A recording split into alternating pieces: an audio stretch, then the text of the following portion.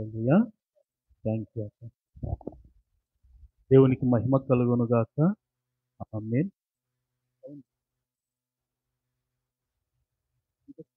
హల్లెలూయా. హల్లెలూయా. హల్లెలూయా. హల్లెలూయా. దేవుని వాక్య ధ్యానంలోకి వెళ్దాం. పరిశుద్ధ గ్రంథము నుండి యోహాను సువార్త 18వ అధ్యాయము మొదటి వచనం చదువుకుందాం. యేసు ఈ మాటలు చెప్పి తన శిష్యులతో కూడా కెద్రోను వాగు దాటిపోయెను. అక్కడ ఒక తోట ఉండెను.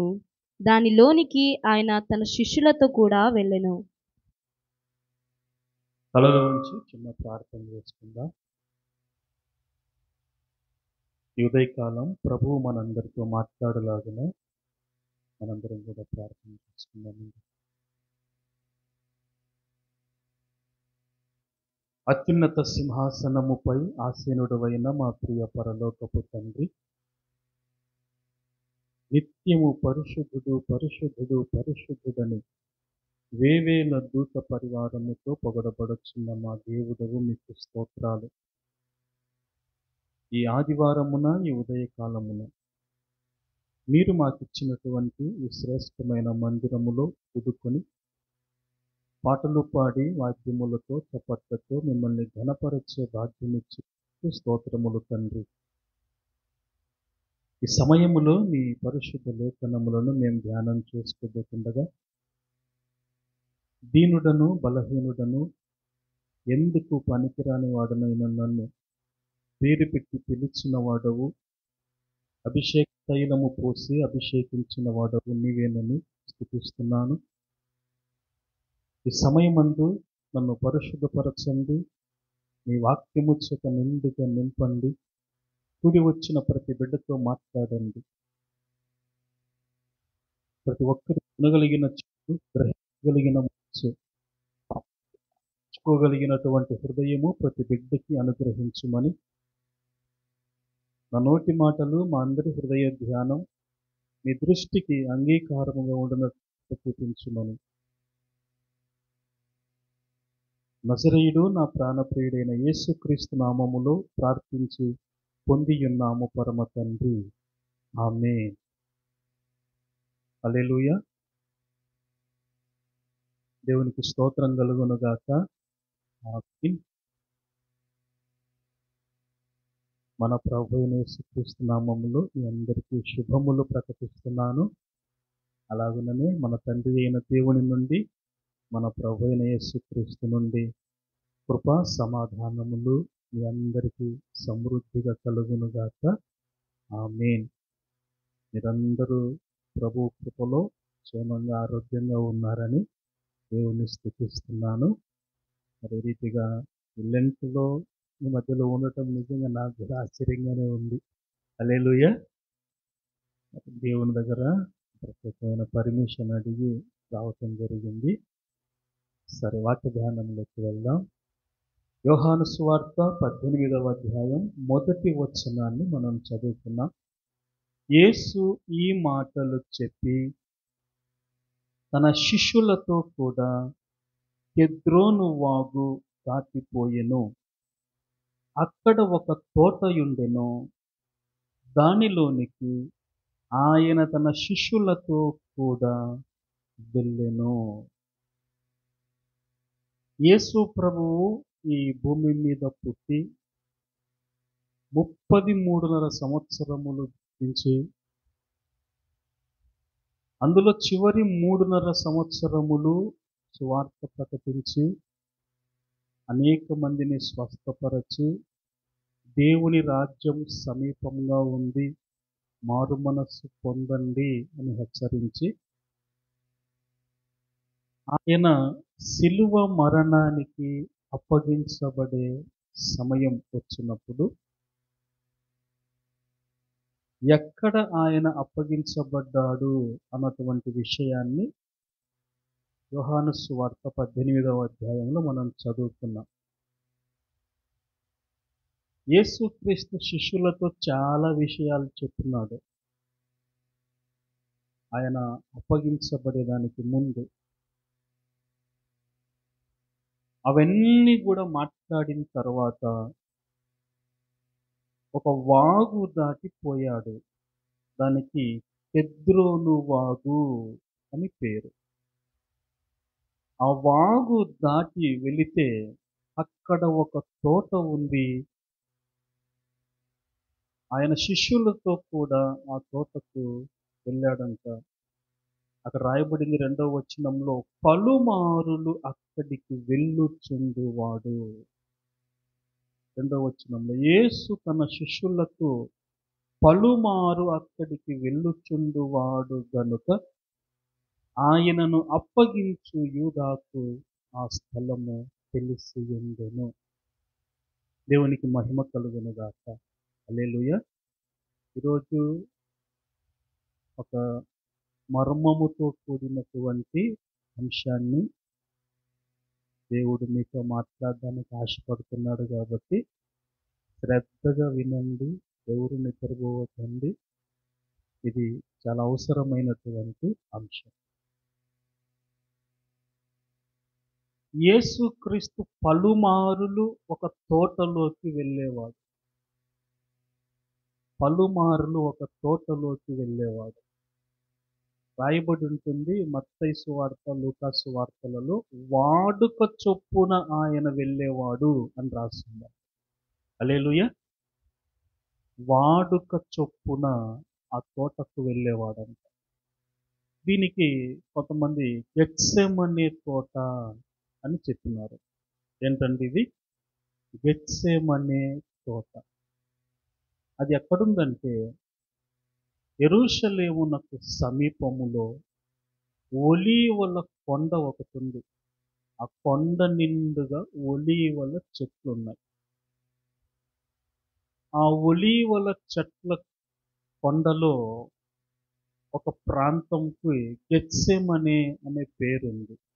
ఒక ప్రాంతంకి గెత్సెమనే అని పేరుంది. ఆ గెత్సెమనే అనబడిన చోటు నుండి రాతివేత దూరం.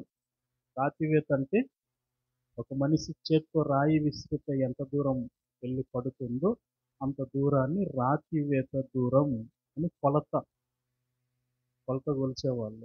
రాతివేత దూరం, వింటివేత దూరం అనేది ఇంకొక కొలత ఉంది. అంటే ఒక సైనికుడు విల్లు ఎక్కువ పెట్టి వదిలితే ఆ విల్లు ఎంత దూరము మ్యాక్సిమం పోతుందో దాన్ని వింటివేత దూరం అని బైబిల్లో కొలత ఉంది. రాతివేత దూరం అంటే దగ్గర, వింటివేత దూరం అంటే దూరం.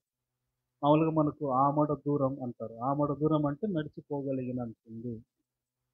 ఆమడ దూరం అనేది ఒక తెలుగులో మాట్లాడుకుంటారు. ఎంత దూరం మీ ఊరంటే ఏమి నీ దగ్గరనే నడిచిపోయినంత అంటారు. ఆ రాతివేతంత దూరములో ఉన్నటువంటి తోట ఇది. హల్లెలూయా. ఈ తోటకు గెత్సెమనే తోట అని కలిపి చెబుతారు. ఎందుకంటే ఆ గెత్సెమనే అనే ప్రాంతానికి సమీపములో ఈ తోట ఉంది కాబట్టి గెత్సెమనే తోట అని ఈ తోటను పిలవటం జరిగింది. ఈరోజు మీకు వివరించబోతున్నటువంటి అంశం ఏంటంటే తోట. ఏంటండి? తోట. తోట అని దేన్నంటారు? తోట దేనికోసం వేస్తారు అనే విషయాలను మనం కొద్దిగా ఆలోచిస్తే, దీర్ఘకాల రాబడి ఎవరైనా కోరుకుంటే వాళ్ళు తోట వేసుకుంటారు. దీర్ఘకాలం అంటే ఎక్కువ సంవత్సరాలు నాకు రాబడి రావాలి అని ఎవరైనా కోరుకుంటే తనకున్న పొలాన్ని తోటగా మారుస్తారు. హల్లెలూయా. స్వల్పకాల రాబడి ఎవరైనా రావాలనుకుంటే వాళ్ళ పొలాన్ని మామూలుగా పంట పొలంగా ఉపయోగించుకుంటారు. 3 నెలల పంట, 4 నెలల పంట, 6 నెలల పంట వేసుకొని ఆ పంటని వాళ్ళు స్వల్పకాల రాబడిగా ఎంచుకుంటారు. హల్లెలూయా. సో తోట అంటే ఏంటంటే, నేను మొదట కొన్ని సంవత్సరాలు కష్టపడతా. అది 1 సంవత్సరమో, 2 సంవత్సరాలో, 3 సంవత్సరాలో పెట్టుబడి పెట్టి కష్టపడితే, ఆ తర్వాత అది నాకు ఒక 10 సంవత్సరాలో, 15 సంవత్సరాలో, 20 సంవత్సరాలో ఏం జేయాలి? తిరిగి ప్రతిఫలము ఇవ్వాలి. ఏమివ్వాలండి? అట్లే జేస్తారా పంటల్ని, తోటల్ని? అంతే గదమ్మా ఏస్తారు. ఇప్పుడు షిలోహు ఒక తోట ఏస్తున్నాడు. మన దగ్గర అబ్రహాం అన్న ఒక తోట ఏస్తున్నాడు. లాస్ట్ మంత్‌లోనే అనుకుంటా. ఈ నెలలోనే మల్యాల దగ్గరికి, తోట దగ్గరికి తీసుకుపోయి ఈయన చెట్లన్నీ చూపించినాడు. ఇదో ఇదంతా ఇప్పుడు అరటి పెట్టాలనుకుంటున్నాం, ప్రార్థన చేయండి అని చెప్పి అన్న అక్కడ పోయి ప్రార్థన చేపించినాడు. హల్లెలూయా. తోట అంటే ఏంటంటే, మొదటిది దీర్ఘకాల ప్రయోజనాల కోసము. దీర్ఘకాలం అంటే ఎక్కువ సంవత్సరాలు ఇది నాకు రిటర్న్ ఇవ్వాలి, ప్రతిఫలం ఇవ్వాలి అన్నటువంటి ఆలోచనతో వేసే. ఈ తోట వేసేటప్పుడు ఏం జాగ్రత్తలు తీసుకుంటారంటే, ఖచ్చితంగా కంచె వేయబడుతుంది. కావలసినంత సమృద్ధి అయిన నీటి వసతి ఉందా లేదా అనేది పరిశీలించే తోట వేసుకుంటారు.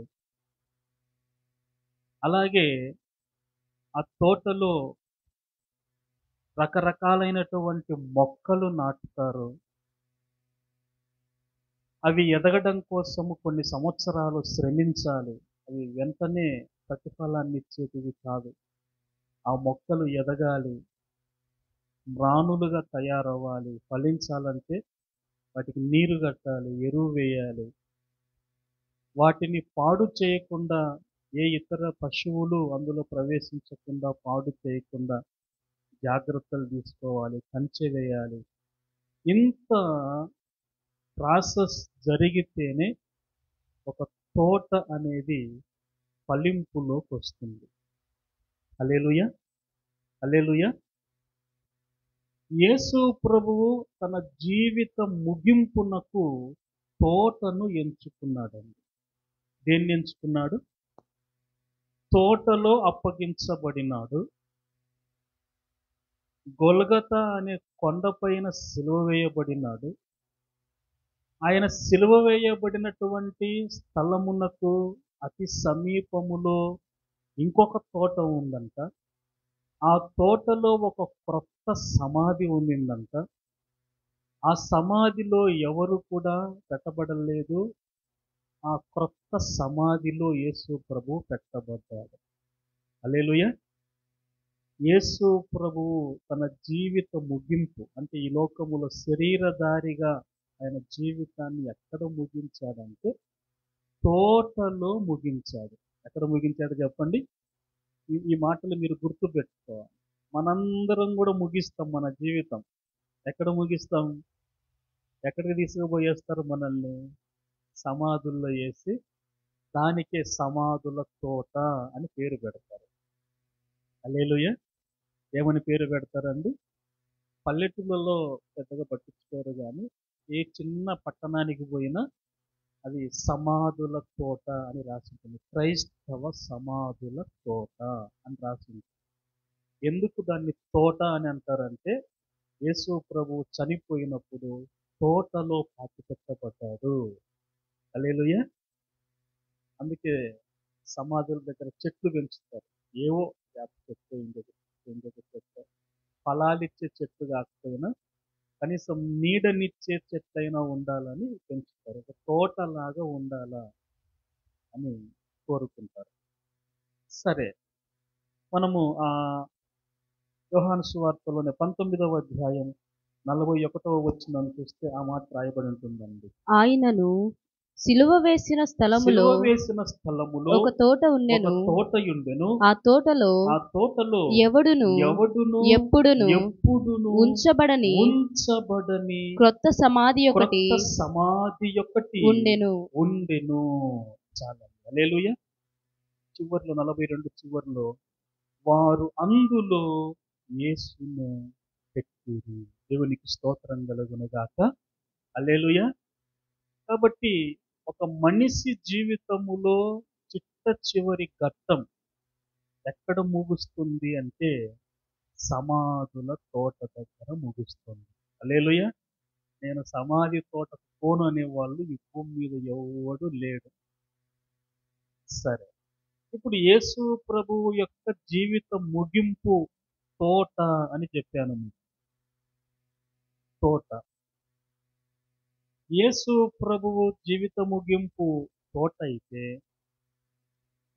ఆదాము యొక్క జీవిత ప్రారంభం ఎక్కడ? హల్లెలూయా. మొట్టమొదటి మనిషి అయినటువంటి ఆదాము యొక్క జీవిత ప్రారంభము తోటలో ప్రారంభమైందండి. తోటలో ప్రారంభమైంది. మీరు ఒకసారి ఆదికాండం 2వ అధ్యాయం 8వ వచనం చూస్తే, దేవుడైన యెహోవా తూర్పున ఏదెనులో ఒక తోట వేసి తాను నిర్మించిన నరుని దానిలో ఉంచెను. హల్లెలూయా. తూర్పున ఏదెనులో ఒక తోటను వేసి తాను నిర్మించిన నరుని ఆ తోటలో ఉంచాడు అని వాక్యం మనకు చెబుతుందండి. దేవునికి స్తోత్రం కలుగునుగాక. హల్లెలూయా. ఇప్పుడు మనిషి యొక్క మొట్టమొదటి మానవుడైన ఆదాము యొక్క జీవిత ప్రారంభం ఎక్కడ అంటే తోటలో. ఎక్కడండి? కుమారక ఎక్కడ స్టార్ట్ అయింది? యేసు ప్రభు జీవిత ముగింపు ఎక్కడ? మీరు అలర్ట్గా ఉండరు లేదు అని అడుగుతున్న ప్రశ్నలు. ఎక్కడండి? తోటలో. సరే, ఇది దేవుని యొక్క ప్రణాళిక అండి. తోటలో మనిషి జీవితం ఆరంభం అవ్వాలి. తోటలోనే మనిషి జీవితము కొనసాగాలి. తోటలోనే మనిషి జీవితం ముగించబడాలి అనేది దేవుని యొక్క ఉద్దేశం. దేవుని యొక్క ఉద్దేశం.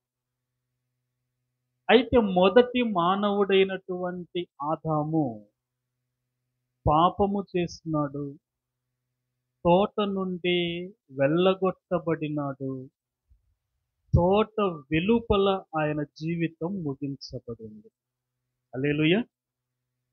ఎక్కడ ముగించబడిందండి? సరే, ఈ మర్మమంతా నేను మీకు చివరిలో చెబుతా.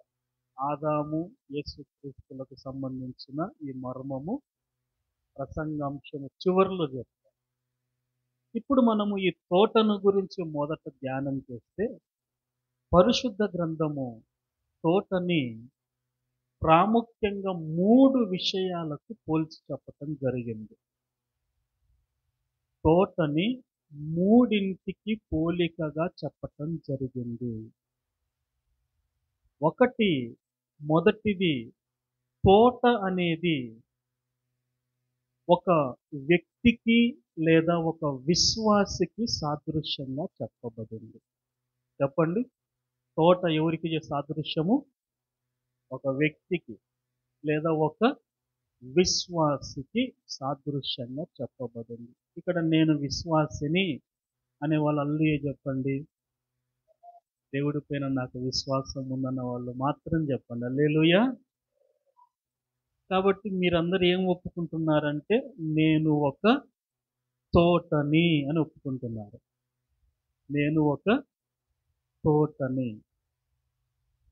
రెండవది, తోట ఎవరికి సాదృశ్యంగా చెప్పబడిందంటే ఇశ్రాయేలు ప్రజలందరికీ సాదృశ్యంగా చెప్పబడింది.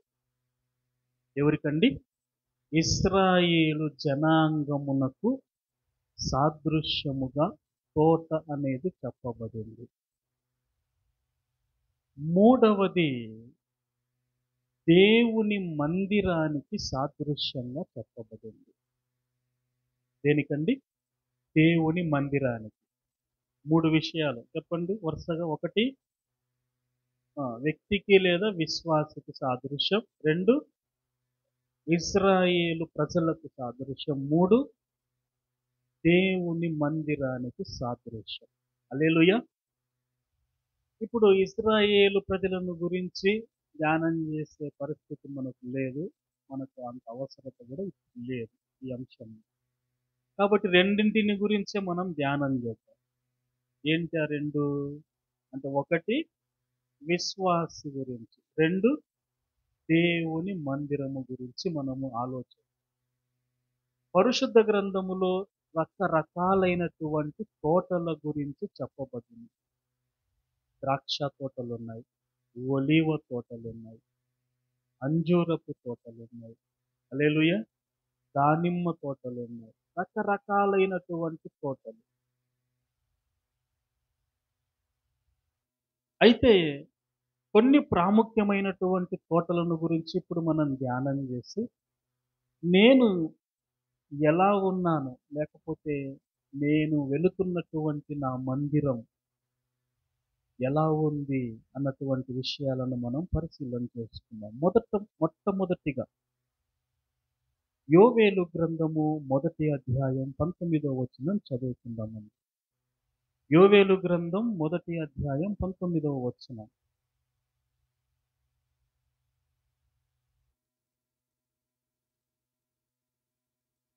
Page number 752. అగ్ని చేత అరణ్యములోని మేత స్థలములు కాలిపోయినవి, మంట తోట చెట్లన్నిటినీ కాల్చివేసెను అని చెప్పాడండి. మంట తోట చెట్లన్నింటినీ కాల్చివేసెను అని రాస్తుంది. దేవునికి స్తోత్రం కలుగును గాక. హల్లెలూయా. ఈ తోటకు మనం ఏమని పేరు పెట్టుకోవాలంటే కాల్చివేయబడిన తోట. చెప్పండి. తోటని ఎందుకోసమని పెంచుకుంటారని చెప్పుకున్నాం. మొదట తోటను ఎందుకోసం పెంచుకుంటారని చెప్పినాం. ఇప్పుడు మీకు ఉదాహరణ చెప్తాను. కందో పత్తి ఏదో విత్తినాం అనుకోండి పొలంలో, అది పండలేదు. ఏం చేస్తారు? దాన్ని అంతా అగ్గిపెట్టి కాల్చేసి మళ్ళీ ఇంకొక పంట వేసుకుంటారు. ఎందుకంటే ఖరీఫ్లో ఇది వేసినాం, ఇది పండలేదు, సరే ఇంక మళ్ళీ శనగ వేసుకుందాంలే, రబీ పంట వేసుకుందామని కాల్చేస్తారు లేదా కొట్టుపడేస్తారు కదా. తోట ఎందుకోసం వేస్తారనుకున్నాం? రాబోయే 10, 15, 20 సంవత్సరాల పాటు అది నాకేమి ఇవ్వాలా? ప్రతిఫలము ఇవ్వాలా. మరి అంత ఆశ చేత వేయబడినటువంటి తోట అనేది కాల్చివేయబడింది అని రాసింది. తోట ఏమైందంటండి? కాల్చివేయబడింది. ఎందుకు కాల్చేస్తారు తోటని? తోటను కాల్చాల్సినటువంటి అవసరం ఎందుకు వస్తుంది అంటే, అక్కడ చెప్పబడినట్టుగా అది ఏం లేకపోతే కాల్చివేయబడుతుంది. ఏ ఉద్దేశముతో తోట అనేది నాటబడిందో ఆ ఉద్దేశము సఫలం కాకపోతే దాన్ని ఏం చేస్తారు? కాల్చివేయటం జరుగుతుంది. దేవునికి స్తోత్రం కలుగును గాక. హల్లెలూయా. ఇక్కడ దేవుడు అంటున్నాడు, మంట తోట చెట్లన్నింటినీ కాల్చివేసెను అని చెప్పి వాక్యం చెబుతుందండి. ఎందుకు తోట కాల్చివేయబడింది? మనం ఒకసారి యోహాను సువార్త 15వ అధ్యాయం 6వ వచనం చూస్తే, ఎవడైనను నా యందు నిలిచి ఉండని ఎడల వాడు తీగవలే బయట పారవేయబడి ఎండిపోవును. మనుషులు అట్టి వాటిని పోగు చేసి అగ్నిలో పారవేతురు. దేవునికి స్తోత్రం కలుగును గాక. హల్లెలూయా. హల్లెలూయా.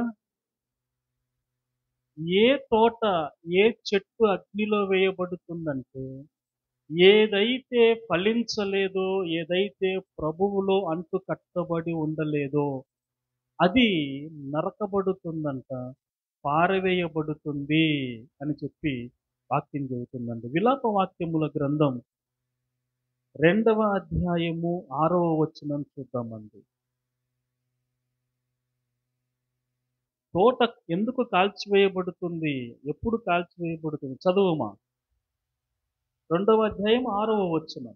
ఒక తోటను కొట్టివేయబడినట్లు ఒకడు తోటను కొట్టివేయున్నట్లు తన ఆవరణమును ఆయన క్రూరముగా కొట్టివేసి ఉన్నాడు. తన సమాజ స్థలమును నాశనము చేసి ఉన్నాడు. యెహోవా సియోనులో నియామక కాలము విశ్రాంతి దినము మరువబడునట్లు చేసి ఉన్నాడు. కోపావేశుడై రాజును యాజకుని త్రోసివేసి ఉన్నాడు. హల్లెలూయా.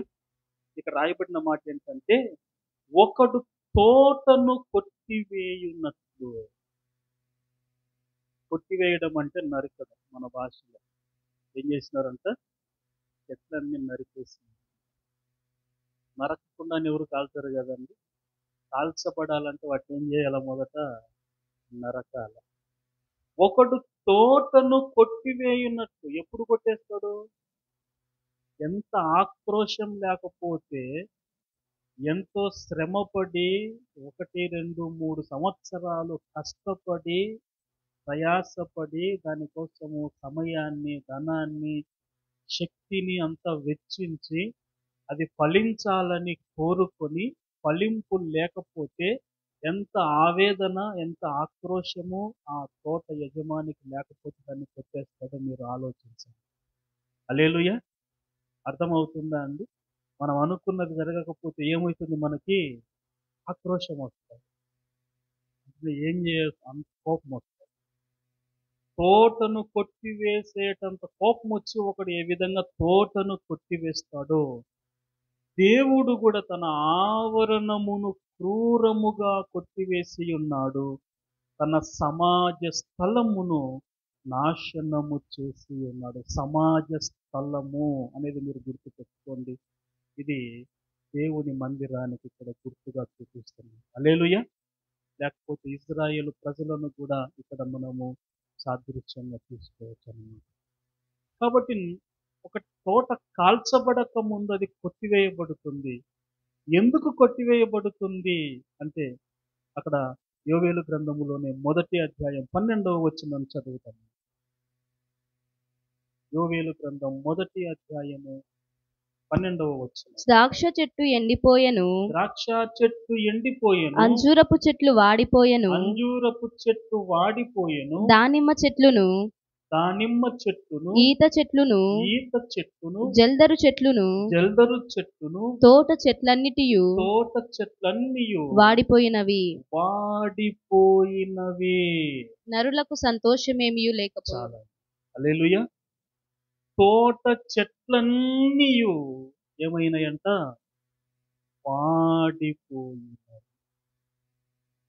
వాడిపోయినాయి. వాడిపోవడం అంటే అర్థం ఏంటి? ఎండిపోతుంది. ఎండిపోతాయి. చెట్లు ఎప్పుడు ఎండిపోతాయి చెప్పండి? చెట్లు ఎప్పుడు ఎండిపోతాయండి? ఎప్పుడైతే వాటికి కావలసినంత నీటి లభ్యత అనేది మనము అందించమో ఆటోమేటిక్గా ఆ చెట్టు లేకపోతే ఆ తోట అనేది ఎండిపోతుందండి. యెషయా గ్రంథం 1వ అధ్యాయం 30వ వచనం చదువుకుందాం. యెషయా గ్రంథం 1వ అధ్యాయం 30వ వచనం. మీరు ఆకులు వాడు మస్తకి వృక్షము వలెను, నీరు లేని తోట వలెను అగుదురు. దేవునికి స్తోత్రం కలుగునుగాక. హల్లెలూయా. మీరు అన్నాడు ఇక్కడ. చెప్పండి. మీరు ఎవరి గురించి మాట్లాడుతున్నాడు ఇక్కడ?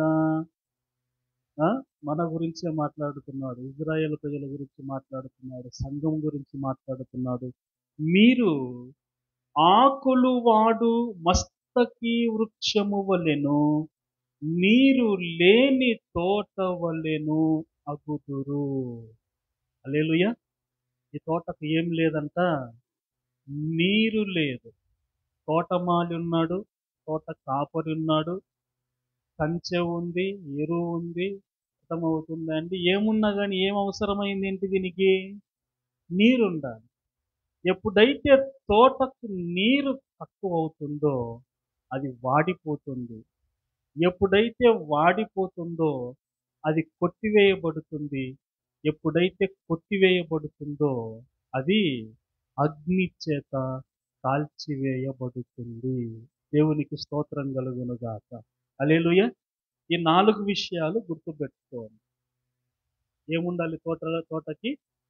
నీరు ఉండాలి. నీరు లేకపోతే ఏమవుతుంది? వాడిపోతుంది. వాడిపోతే కొట్టివేయబడుతుంది. కొట్టివేయబడితే కాల్చివేయబడుతుంది. దేవునికి స్తోత్రం కలుగును గాక. హల్లెలూయా. ఇది మన వ్యక్తిగతమైన ఆత్మీయ జీవితానికి పోల్చుకొని మాట్లాడుకుందాం. మన ఆత్మీయ జీవితానికి పోల్చుకుంటే మనకు ఏం కావాలి? మనము నరకబడకూడదు, కాల్చబడకూడదు, వాడిపోకూడదు అంటే ఏముండాలి మనకు? ఏం కావాలండి? నీరు కావాలి. దేవునికి స్తోత్రం కలుగును గాక. హల్లెలూయా. నీరు కావాలి. నీరు అనేది పరిశుద్ధ గ్రంథములో రెండింటికి సాదృశ్యంగా చెప్పబడిందండి. నీరు రెండింటికి సాదృశ్యంగా చెప్పబడింది. ఒకటి వాక్యానికి సాదృశ్యమైతే 2 పరిశుద్ధాత్మకు సాదృశ్యంగా చెప్పబడింది. ఒకసారి మనం ద్వితీయోపదేశ కాండము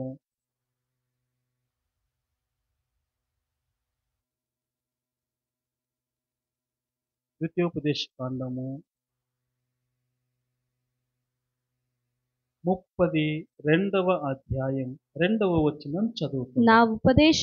నా ఉపదేశము వానవలే కురియును, నా వాక్యము మంచువలెను లేత గడ్డి మీద పడు చినుకువలెను పచ్చిక మీద కురియు వర్షము వలెను ఉండును.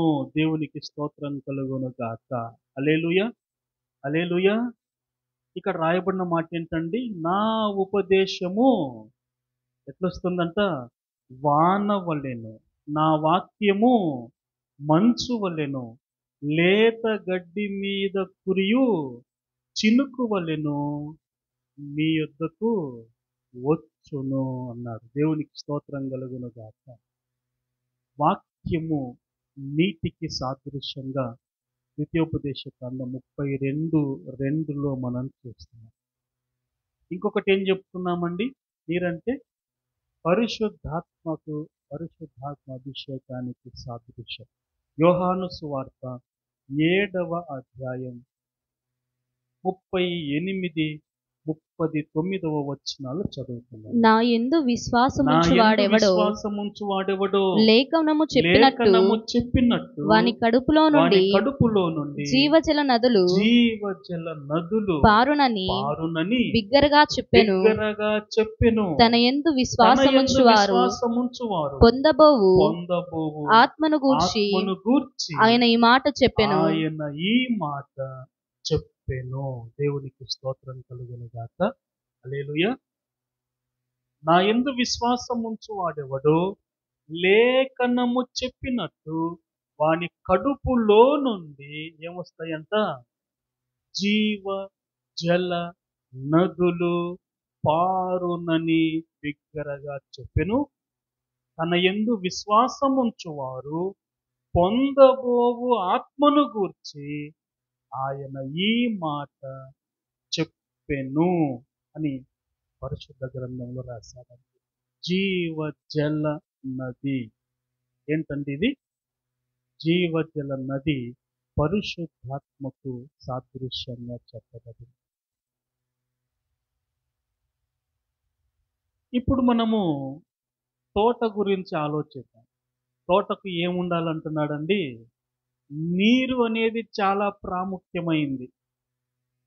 నీరు అంటే వాక్యము అని మనం చెప్పుకున్నాము. నీరు అంటే పరిశుద్ధాత్మ అని మనం చెప్పుకున్నాము.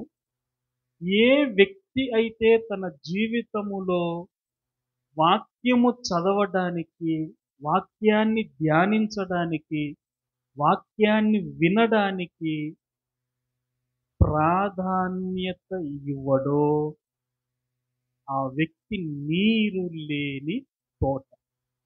హల్లెలూయా. ఆ వ్యక్తి ఎవరండి? నీరు లేని తోట.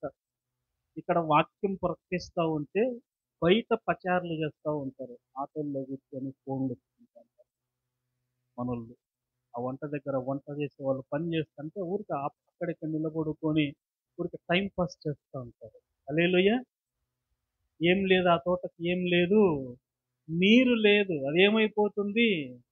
విశ్వాసములో వాడిపోతుంది, ఆత్మీయ జీవితంలో వాడిపోతుంది. పేరుకు మాత్రమే బ్రతికుంటారు. హల్లెలూయా. ఎంతమంది వస్తారయ్యా మీ మందిరానికి అంటే, మా మందిరానికి 100 మంది వస్తారని చెప్పే సంఖ్యలో వీరుంటారు కానీ, హల్లెలూయా, ఆత్మీయ జీవితంలో ఎండిపోయిన వారుగా ఉంటారు. ఏదో ఒకరోజు ఏ పరిస్థితి వస్తుంది వాళ్ళకి? కొట్టివేయబడి కాల్చివేయబడే పరిస్థితి. అందుకే మిమ్మల్ని వాక్యం వినండి అని తరిమేది. హల్లెలూయా. హల్లెలూయా. వాక్యానికి ప్రాధాన్యత ఇవ్వండి అని చెప్పేది అందుకోసం. దేవునికి స్తోత్రం కలుగునుగాక. మీ మట్టుకు మీరు వాక్యం చదవాలా, ఇంటి దగ్గర చదవాలా, పని దగ్గర చదవాలా, ఎక్కడ కుదిరితే అక్కడ చదవాలా వాక్యం. మామూలుగా ఈ 40 రోజులు ఉపవాస ప్రార్థనలు వస్తే ఒక క్రమం ఏం చెప్తామంటే, అందరూ కూడా బైబిల్ చదవటము ఈ 40 దినాల ఉపవాసాలలో ప్రారంభించండి, ముగించండి అని చెప్పి. దేవునికి స్తోత్రం కలుగునుగాక. హల్లెలూయా. ఎంత సమయం కావాలో బైబిల్ చదవటానికి? బాగా చదివే వాళ్ళకి 72 గంటలు కావాలి. హల్లెలూయా. అంటే బాగా చదవగలిగిన వాళ్ళకి. లేదయ్యా నేను సరిగా చదవలేను, నాకు ఒత్తులు పొల్లులు పడకడం రాదు, కొంచెం అటు ఇటుగా చదువుతానంటే నీకు కొంచెం ఎక్కువ సమయం పడుతుంది. 40 రోజుల ఉపవాసాలలో నువ్వు చేస్తుండేదే ఉపవాసము.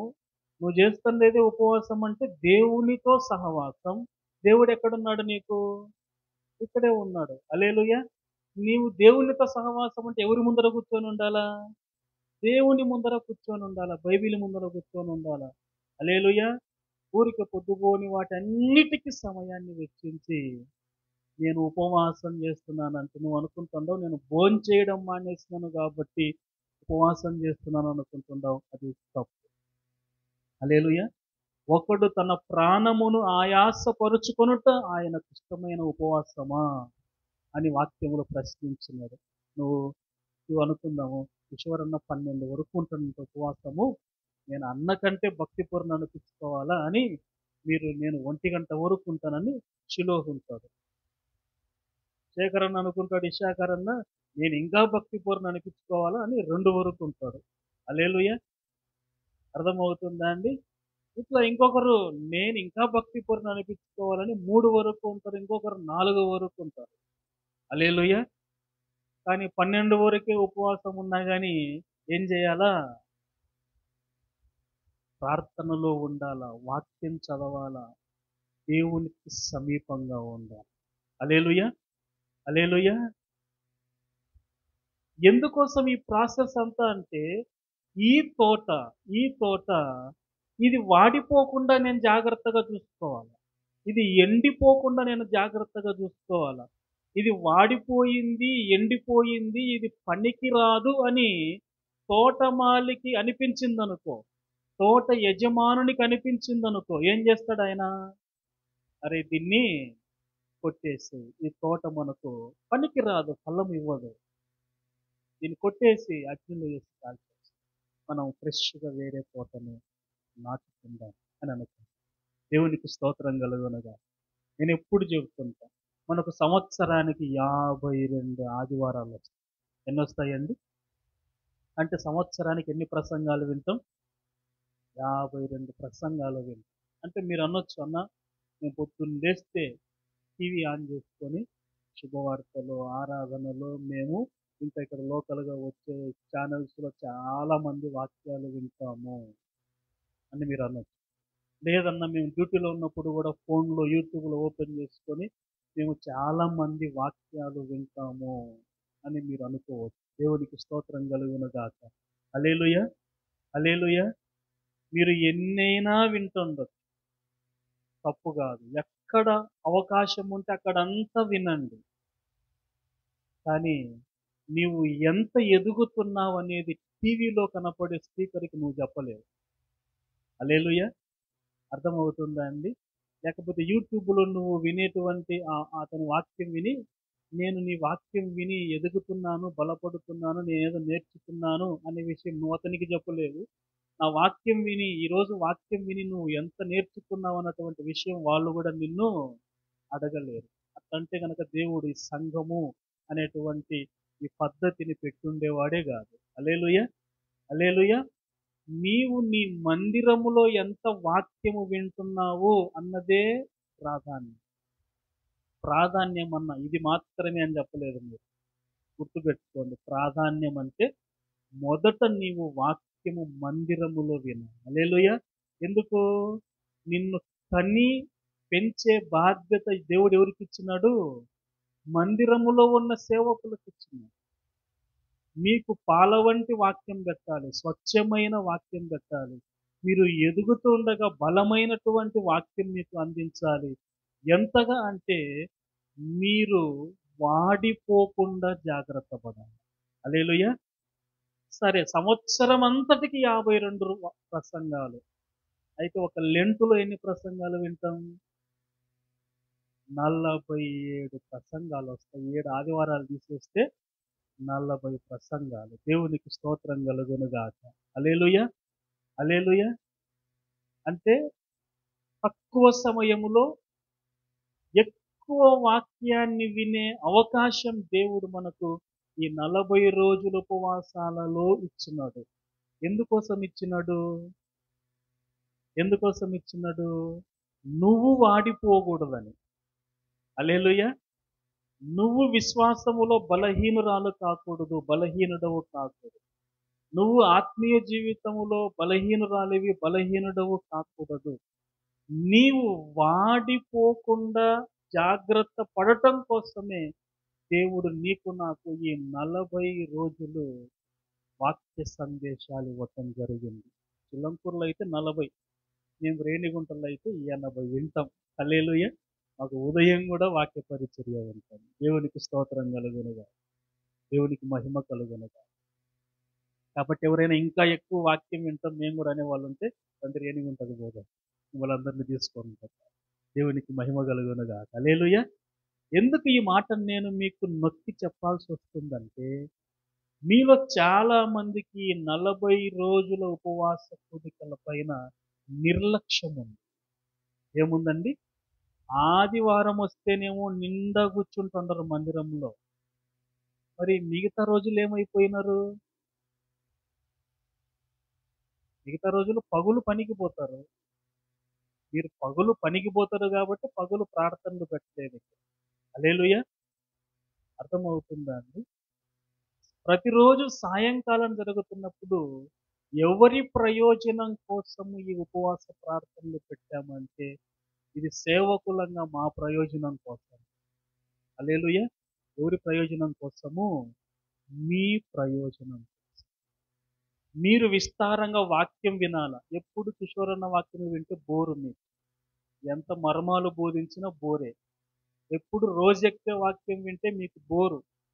ఎప్పుడు చిన్న అక్క వాక్యం వింటే మీకు బోరు కొడతారు.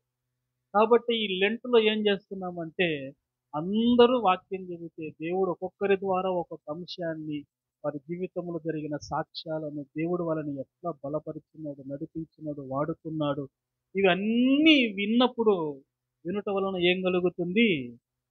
విశ్వాసం కలుగుతుంది. ఆల్రెడీ నీకు విశ్వాసం ఉంటే నీ విశ్వాసం ఏమవుతుంది? రెట్టింపు అవుతుంది. దేవునికి స్తోత్రం కలుగునుగాక. హల్లెలూయా. నీ విశ్వాసం వృద్ధిపరచుకోవడానికి. కానీ మీకేముందో తెలుసా? మాయరోగం ఒకటుంది. ఏముంది? మాయరోగం ఒకటుంది. ఏంటి మాయరోగం? ఏడల అంత ఊరి బయటకి ఏడబోతుంది. హల్లెలూయా. మా చిన్నప్పుడు సినిమా హాల్ ఆడుండేది, ఫ్యాక్టరీ ఆడుండేది. ఏవి సినిమాకు పోయేది ఏమన్నా మానుకున్నారమ్మా? నా చిన్నప్పుడు ఉండింది. అంటే మీరు పెద్దవాళ్ళకు ఉన్న వాళ్ళకి తెలిసింటారు. అక్కడ సినిమా హాల్ ఉంటే మంచి సినిమా ఆడుతుంది ఆ హాల్లో అని ఈడుండే హాల్ని వదిలేసి ఆడుండే హాల్కి పోతున్నారు కదండి. పోతున్నారా లేదా అమ్మ? ఏమి లోకంలో ఉన్నప్పుడు సినిమా హాల్ పైన, సినిమాల పైన, షికారుల పైన ఉన్న ఆ ఆశ ఇప్పుడు దేవునిలోకి వచ్చిన తర్వాత దేవుని మందిరము పైన, దేవుని వాక్యం పైన నీకు ఎందుకు లేకుండా పోయింది? జాగ్రత్త. ఇది నీకు హెచ్చరిక. నీ జీవితంలో నీవు ఇలాంటి సమయాలను వృధా చేసుకుంటున్నావంటే నీ అంత పనికి మాలిన వ్యక్తి ఇంకొకరు లేరు. మీరు నన్ను ఏమైనా అనుకోండి. హల్లెలూయా. మీరు ఇంటి దగ్గర ఊరికే సమయాన్ని పోగొడుతున్నారంటే మీరు పనికి మాలిన. ఏందయ్యా అంత మాట మాట్లాడినావంటే నా మాట కాదు. బైబిల్‌లో పనికి మాలినోళ్ళు ఇట్లాంటి పనులు చేస్తారని చాలా ఉంది. పనికి మాలినోళ్ళ గురించి ఒక ప్రసంగం ఉంది బైబిల్‌లో. చెప్పమంటే చెప్తా ఇంకొకసారి వచ్చినప్పుడు. హల్లెలూయా. నేను పనికి మాలిన దాన్నే, పనికి మాలినోళ్ళనే అవునా కాదా అనేది బైబిలే చెప్పేస్తది. నేను చెప్పడం కాదు. హల్లెలూయా. హల్లెలూయా. నీరు లేకపోతే నువ్వు జారిపోతావు జాగ్రత్త. నీ విశ్వాసంలో జారిపోతావు. నువ్వు ఎండిపోతావు. నువ్వు పడిపోతావు. నువ్వు పరలోక రాజ్యం చేరుతావు. పక్క. నువ్వు నరకబడి, కొట్టివేయబడి, కాల్చివేయబడటానికి తప్ప దేనికి పనికి. దేవునికి మహిమ కలుగునుగా. హల్లెలూయా. అలాగే సంఘములో కూడా ఉపవాస ప్రార్థనలు చాలా సంఘాలు జరుపుతారు. కొన్ని సంఘాలలో శుక్రవారం మాత్రమే వాక్యం బోధిస్తారు. మిగతా రోజుల్లో ఎక్కువ ప్రార్థన జరుగుతుంది. కొన్ని సంఘాలలో వారంలో 2 రోజులు వాక్యాన్ని బోధిస్తారు. మిగతా రోజులంతా ఊరికే ప్రార్థన జరుగుతాయి. కొన్ని సంఘాలు అసలు ప్రార్థనలు రోజు పెట్టుకుంటారు. వాక్యమే అసలు చెప్పుకోరు. హల్లెలూయా. హల్లెలూయా. పరిశుద్ధ గ్రంథంలో వాక్యానికి ఎంత ప్రాధాన్యత ఉందండి. నీ నామమంతటి కంటే నీవిచ్చిన వాక్యమును నీవు గొప్ప చేసి ఉన్నావంట. ఆయన నామములు ఎన్నున్నా గాని వాక్యము అనే నామమే ప్రథమమైంది. హల్లెలూయా. దేవుడికి 1000 పేర్లు ఉన్నాయని మనం 1000 స్తోత్రాలు చదువుతాం కదండి. 1000 స్తోత్రాలు చదువుతాం. వీటన్నిటి పైనామం ఏంటో తెలుసా? వాక్యము. మీరు ప్రకటన గ్రంథంలో చూస్తే దేవుని వాక్యము అనబడినటువంటి పేరు రాయబడినటువంటి వస్త్రం యేసు ప్రభు ధరించుకొని ఉన్నాడు. హల్లెలూయా. హల్లెలూయా. కాబట్టి వాక్యమే, వాక్యమే, వాక్యమే మన పాదములకు దీపము. మన త్రోవకది మనం ఎలా నడవాలో మనకు దారి చూపించేది వాక్యం. ఎలా ఆలోచించాలో నేర్పించేది వాక్యం. ఎలా నిర్ణయం తీసుకోవాలో మనకు నేర్పించేది వాక్యం. దేవునికి స్తోత్రం కలుగునుగాక. హల్లెలూయా. అలాంటి వాక్యానికి నీవు ఎంత విలువనిస్తున్నావు? ఎంత విలువనిస్తున్నావు? ఎంత సమయాన్ని ఇస్తున్నావు? ఎంత ప్రాధాన్యత ఇస్తున్నావు? అసలు చదువుతున్నావా వాక్యాన్ని? దేవునికి మహిమ కలుగునుగాక. హల్లెలూయా. హల్లెలూయా. చదవాల. చదవాల. నిన్న నిన్న మధ్యాహ్నం భోంచేసిన తర్వాత రేణిగుంటలో ఒక గంట అట్లా పడుకుందామని పడుకున్నా. ఒక చెల్లెలొచ్చింది. "అన్న నీతో ఒక 10 నిమిషాలు మాట్లాడొచ్చా?" అంటే, "మాట్లాడరా" అన్న. చాలా సమస్యల్లో వచ్చింది ప్రేయర్ హాల్‌కి. సరే దేవుడు నీ సమస్యలన్నీ తీర్చేస్తున్నాడు. ఆమేనని చెప్పిన. హల్లెలూయా. నేను చెప్పినాను, "నువ్వు బైబిల్ చదవటము ముగించు ఈ లెంత్‌లో" అన్నా. "నువ్వు బైబిల్ చదవడము ముగించు." చదువుతున్నానన్నా నేను మొదటి నుండి చదవడములో చాలా వీకు. నాకు సరిగా పలకటం రాదు. ఆ ఒత్తులు, పొల్లులు ఇవన్నీ నేను కనుక్కోవడం కష్టం నాకని. నేను నీకు ఒక విషయం చెప్తానమ్మా. ఇల్లంతూరులో మా మందిరంలో చాలా మంది ఉంటారు. అక్కడ చదువే రాని బిడ్డలుండరు. బైబిల్ చదివి చదవడం నేర్చుకున్నారని చెప్తున్నారు. హల్లెలూయా. ఏం నేర్చుకున్నారు? బైబిల్ చదివి చదవడం నేర్చుకున్న వాళ్ళున్నారు. అలా నేర్చుకొని బైబిల్ అంతా చదివినటువంటి బిడ్డలు కూడా ఉన్నారు. అని చెబితే, అయితే నేను కూడా చదువుతానన్నా. హల్లెలూయా. రాత్రి 11, 11:30 వరకు చదువుతా ఉండరు బైబిల్. 11:30, 12 అయితుంది పడుకునేసరికి ప్రతిరోజు. హల్లెలూయా. మళ్ళీ 4కి వర్షిప్‌కి లేస్తారు. వర్షిప్ టైం అయిన తర్వాత గబగబా రెడీ అయిపోయి మళ్ళీ బైబిల్ ముందు వేసుకొని కూర్చుంటారు. మళ్ళీ ప్రేయర్ స్టార్ట్ అవుతుంది. ప్రేయర్ అయిపోగానే భోంచేస్తారు.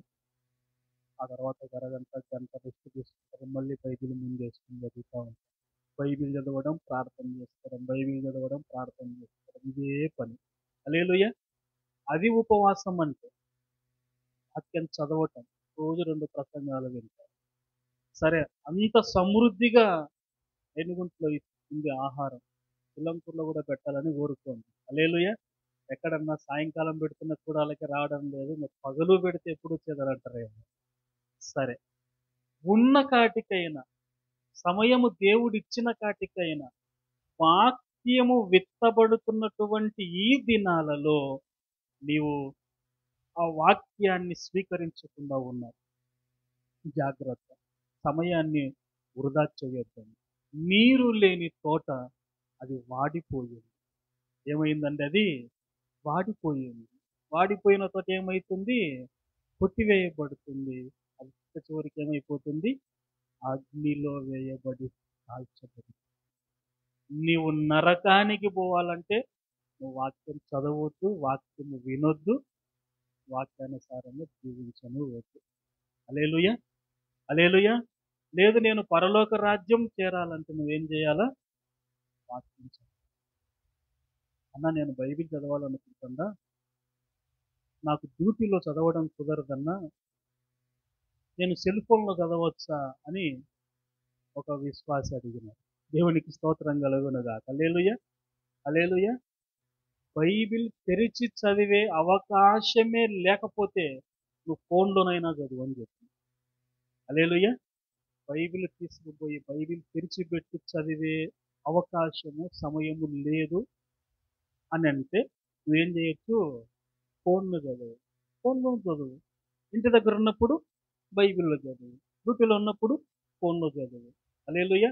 అయితే ఫోన్లో ఉన్న బైబిల్కి, మన చేతిలో ఉన్న బైబిల్కి రెండు ఒకే వాక్యమే అయినప్పటికీ దాంట్లో బోలెడు వ్యత్యాసం ఉంటుంది. వ్యత్యాసం ఎందులో ఉంటుందంటే వాక్యములో కాదు. ఈ ఫోన్లో అన్నీ ఉంటాయి. మంచి ఉంటుంది, చెడు ఉంటుంది. దీన్ని మనం అన్నింటికి ఉపయోగిస్తాము. కాబట్టి ఇది ఎత్తకచ్చుకుంటే చాలు అని అనుకోకూడదు.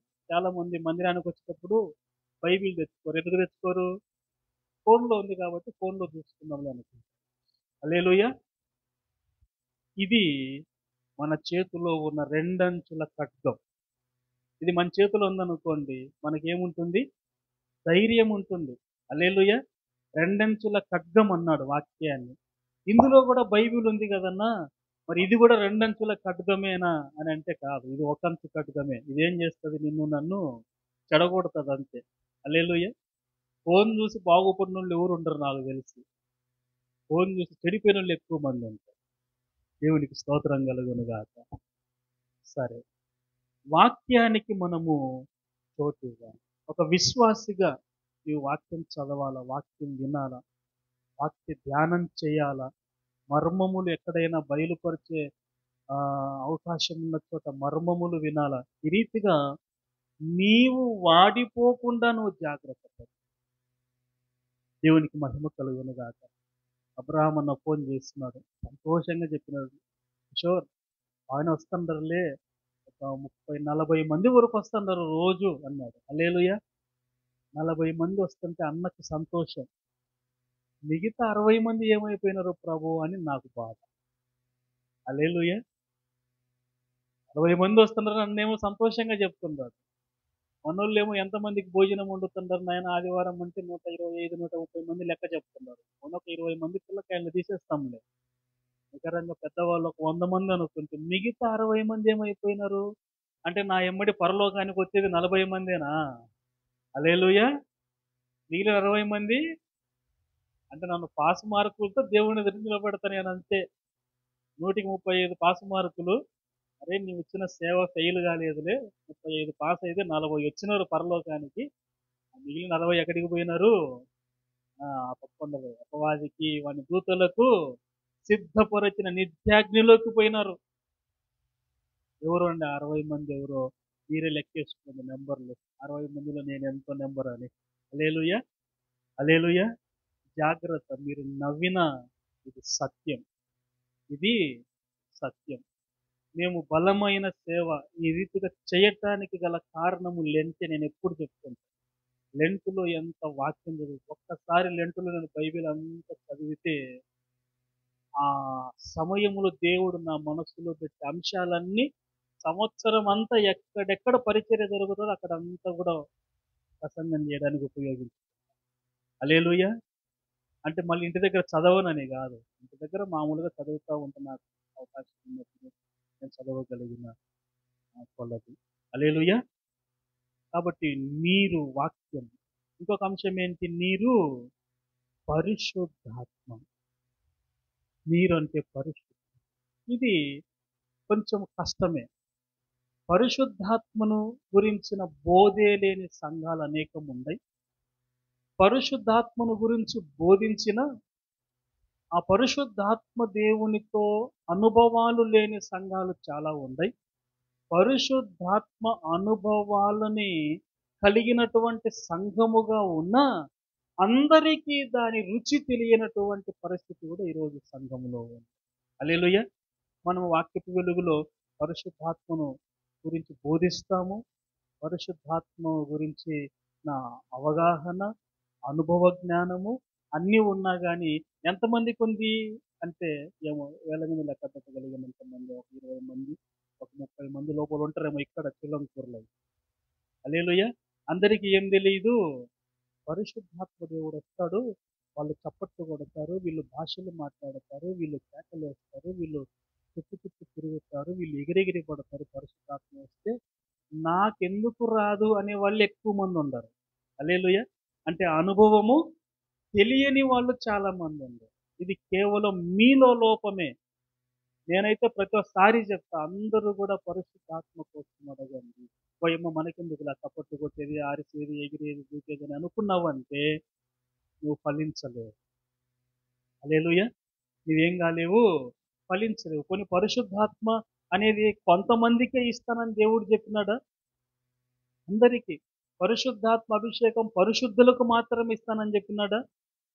హల్లెలూయా. భక్తి పరులకే ఇస్తానని చెప్పినాడా? ప్రార్థనా పరులకు ఇస్తానని చెప్పినాడా? అన్కండిషనల్గా మనుషులందరి మీద నా ఆత్మను కుమ్మరిస్తానన్నాడు. హల్లెలూయా. ఆత్మదేవుడు వచ్చేది ఎందుకంటే మనల్ని పరిశుద్ధపరచడానికి. హల్లెలూయా. ఆయన మనల్ని భక్తిలోకి నడిపించడానికి వస్తాడు. మనల్ని ప్రార్థనా పరులుగా మనల్ని మార్చడం కోసం అభిషేకము, పరిశుద్ధాత్మ నింపుదల అనేది వస్తుంది. మీరేమనుకుంటారంటే పరిశుద్ధాత్మ వచ్చిన వీళ్ళు చాలా భక్తి పరులేమో, వీళ్ళు చాలా పరిశుద్ధులేమో, మాకంటే వీళ్ళు చాలా ప్రార్థన పరులేమో అనుకుంటారు. అంతేం ఉండదు. అందరము కూడా ఒకేలాంటి బలహీనతలలో ఉన్న వాళ్ళమే. హల్లెలూయా. మాకు ఆశ అంతే, పరిశుద్ధాత్మకు నింపబడాలా, పరిశుద్ధాత్మకు మేము శుద్ధి చేయబడాలా, పరిశుద్ధాత్మ చేత మేము బలపరచబడాలా అన్న ఆశ ఉన్న వాళ్ళందరూ ఈ అనుభవంలోకి వస్తుంటారు. కొంతమంది ఎందుకు వచ్చిన బాధలు రోజొక్క దగ్గర ఎవరో ఒకరి దగ్గర ప్రార్థన తీసుకున్నట్టు అనిపిస్తుందేమో, ప్రేరాలు తీసుకున్నామా, జోలో ఇస్తున్నామా, పోయినామా అన్నట్టులో కొంతమంది ఉన్నారు. హల్లెలూయా. హల్లెలూయా. జాగ్రత్త. సరే, పరిశుద్ధాత్మ అనుభవాలు అవి ఒకవేళ నువ్వు పొందటము, నీకు రావటము ఒకవేళ ఆలస్యమైన, వాక్యం అనే నీరు మాత్రము నీకు అందుబాటులోనే ఉంది. హల్లెలూయా. హల్లెలూయా. కాబట్టి ఈ వాక్యానికి నువ్వు ప్రాధాన్యత. పరిశుద్ధాత్మ అనుభవం కలిగిన వారు కూడా నిత్యము ఆత్మతో నింపబడుతూ ఉండాలి. హల్లెలూయా. నువ్వు ఇంట్లో ఉన్నప్పుడు ఆత్మతో నింపబడుతూ ఉండాలి. కేవలం మందిరములో ప్రార్థన చేసినప్పుడే ఎగిరి దూకి గంతులేసి అరిసి కేకలేసి చప్పట్లు కొట్టి చేసి ఇంటికి పోయిన తర్వాత నువ్వు జీరో అయితే ప్రయోజనం లేదు. ఆ తీవ్రత అనేది నువ్వు కంటిన్యూ అవుతానే ఉండాలి. హల్లెలూయా. ఆ తీవ్రత అనేది ఏం కావాలా? కంటిన్యూ అవుతూనే ఉండాలి. దేవునికి స్తోత్రం కలుగును. హల్లెలూయా. కాబట్టి నీరు లేని తోట అయితే ఈ విధంగా అవుతుంది. నేనైతే ధైర్యంగా చెప్పగలుగుతాను. ఏం చెప్పగలుగుతానంటే వాక్యపు వెలుగు మందిరాలలో ఎక్కడున్నా, అది చిల్లంపూరైనా, రేణిగుంటైనా, ఆయా ప్రాంతాల్లో కట్టబడిన ఏ మందిరంలోనైనా సమృద్ధిగా వాక్యాన్ని బోధిస్తుంది. ఏముందండి? కొన్ని సంఘాలలో 20 నిమిషాలు వాక్యం, కొన్ని సంఘాలలో అరగంట, కొన్ని సంఘాలలో 40 నిమిషాలు. నేను గతంలో చెప్తున్నాను, తిరుపతి మీటింగ్‌లో అక్కడ వచ్చిన లూథరన్ చర్చ్ పాస్టర్ గారు అడిగినారు, ఎంత సమయం కావాలండి మీకు వాక్యం చెప్పడానికి అని. 2 గంటలు, 2:30 గంట కావాలని. ఎంత సమయం చెప్తారంటే 2 గంటల నుంచి 3 గంటలు చెప్తారు. ఆయన ఏం మాట్లాడలే, ఒక అరగంట చెప్పండి చాలు మాకు అన్నాడు. హల్లెలూయా. ఆయన అరగంట వాక్యం విన్న తర్వాత ఆ మీటింగ్ పెట్టిన ఆ ఇంటర్వ్యూతో చెప్పినాడంతా, ఆయన 2 గంటలు 3 గంటలు ప్రసంగం చేస్తానంటే నేను ఎట్లింటారు అంతసేపు ప్రసంగాలు. మేము ఇంత ట్రైనింగ్ చేసిన మేము చెప్తేనే అరగంట సేపు వినరు, 40 నిమిషాలు వినరు అని అనుకున్నా. అట్లా ప్రసంగం చేస్తే ఎన్ని గంటలైనా వినాలని అనిపించింది, నాకు కూడా అనిపించిందని ఆయన సాక్ష్యం చెప్తున్నాడు. హల్లెలూయా. కాబట్టి వాక్యపు వెలుగులో ఎవరు వాక్యం ప్రకటించినా, సేవకులని చెప్పినా, విశ్వాసులు చెప్పినా, ఎవరు చెప్పినా దేవుడు మనకు ఏమి ఇచ్చినాడంటే సమృద్ధి ఇచ్చింది. వినే అవకాశాలు మీరు పోగొట్టుకోకూడదు. వినే అవకాశాలు మీరు పోగొట్టు. సరే, ఇప్పుడు ఈ నీరు లేని తోటలు ఈ విధంగా అయిపోయినాయి. మరి నీళ్లున్న తోటలు ఎట్లుండాలి? ఒకసారి మనం వాక్యంలో చూద్దామండి. ఇర్మియా గ్రంథం 31వ అధ్యాయం 12వ వచనం. ఇర్మియా గ్రంథం 31:12. వారు వచ్చి సియోను కొండ మీద ఉత్సాహధ్వని చేతురు, యెహోవా చేయు ఉపకారమును బట్టియు, గోధుమలను బట్టియు, ద్రాక్షారసమును బట్టియు, తైలమును బట్టియు, గొర్రెలకును పశువులకును పుట్టు పిల్లలను బట్టియు సమూహములుగా వచ్చెదరు. వారిక ఎన్నటికిని కృషింపక నీళ్లు పారు తోటవలే నుందురు. హల్లెలూయా. చూడండి, వారిక ఎన్నటికీ కృషింపక. చెప్పండి, కృషించడం అంటే వాడిపోవడం. హల్లెలూయా. కృషించడం అంటే ఏంటి? వాడిపోవడం. వారిక ఎన్నటికీ కృషింపక నీళ్లు పారు తోట వలె నుందురు. దేవునికి స్తోత్రం కలుగునుగాక. హల్లెలూయా. నీళ్లు పారే తోట ఎట్లుంటుందంటండి? కృషించదు. ఏం చేయదు? కృషించదు. ఎప్పుడు ఎట్లుంటుంది అది?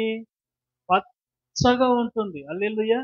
ఎప్పుడు అది ఫలాలతో ఉంటుంది.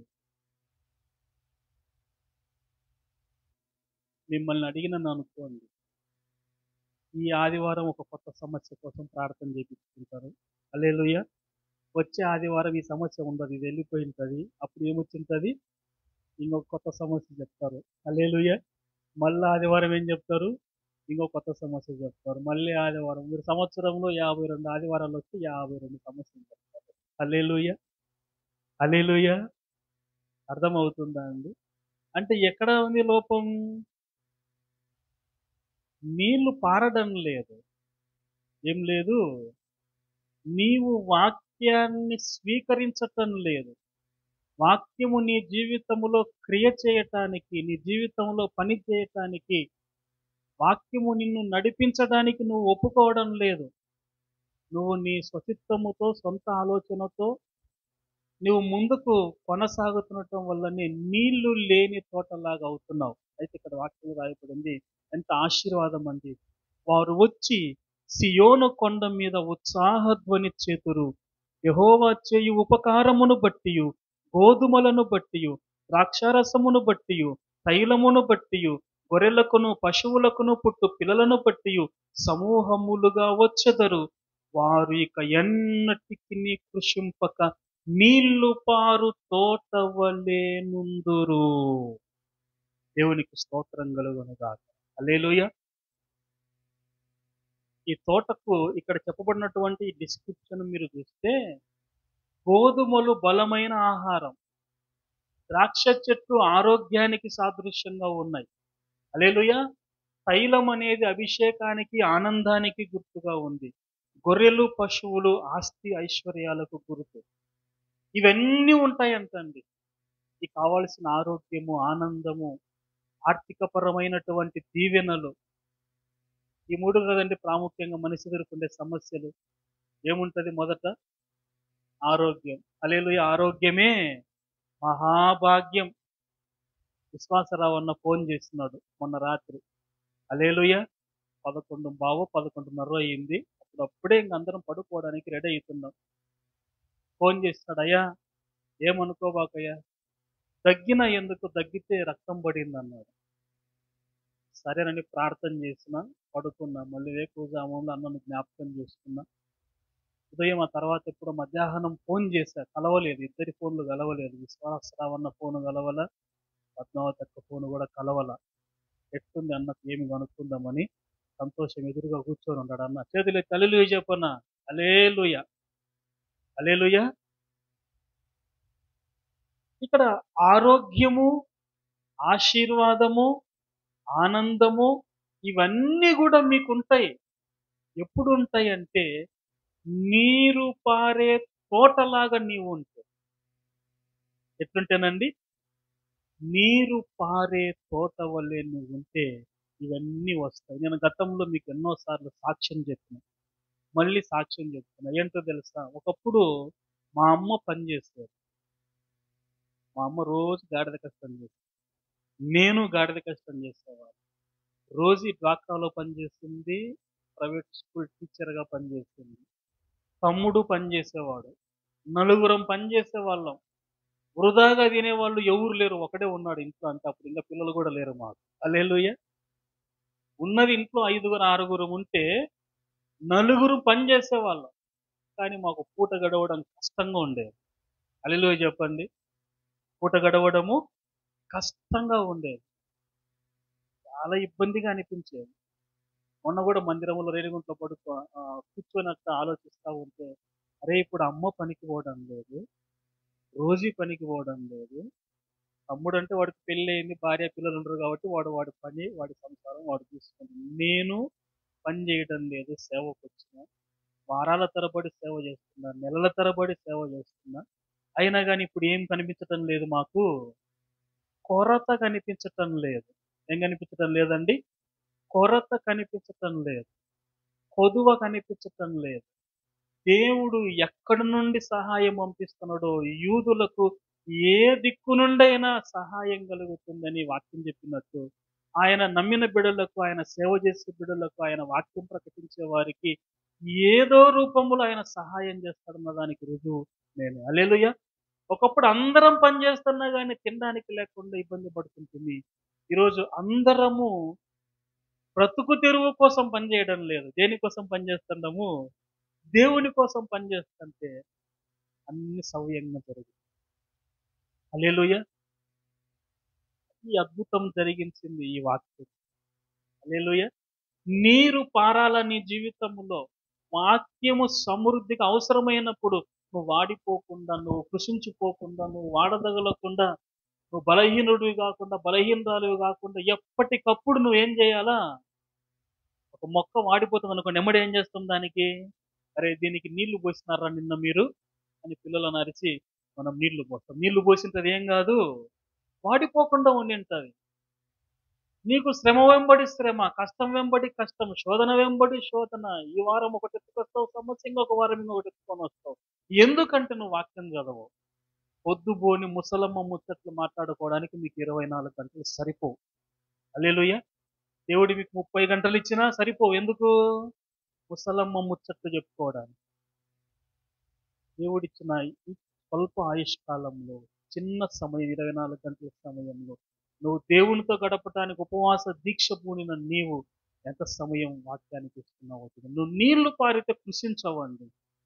నీళ్లు పారితే ఏం జరగదు, కృషించవు. వారు ఎన్నటికి నీ కృషింపక నీళ్లు పారు తోట వలె నుండురు.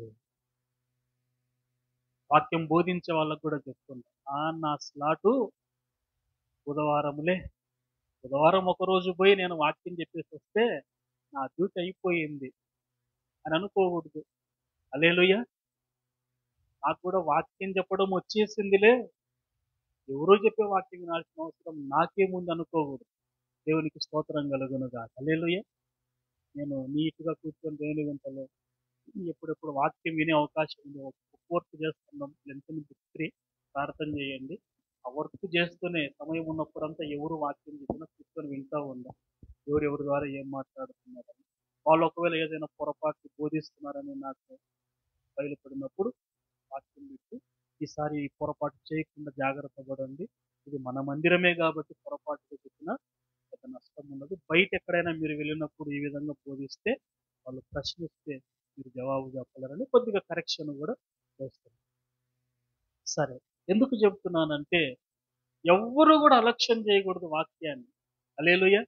20 సంవత్సరాలుగా బోధిస్తున్న నేనైనా, ఇప్పుడిప్పుడే బోధించే అవకాశాలు వస్తున్నటువంటి మీరైనా, బోధించడం వచ్చేసింది కదా, నేను కూడా వాక్యాన్ని ఉపదేశిస్తున్నాను కదా, ఎవరో చెప్పే వాక్యం మనకు ఎందుకులని అనుకోకూడదు. హల్లెలూయా. హల్లెలూయా.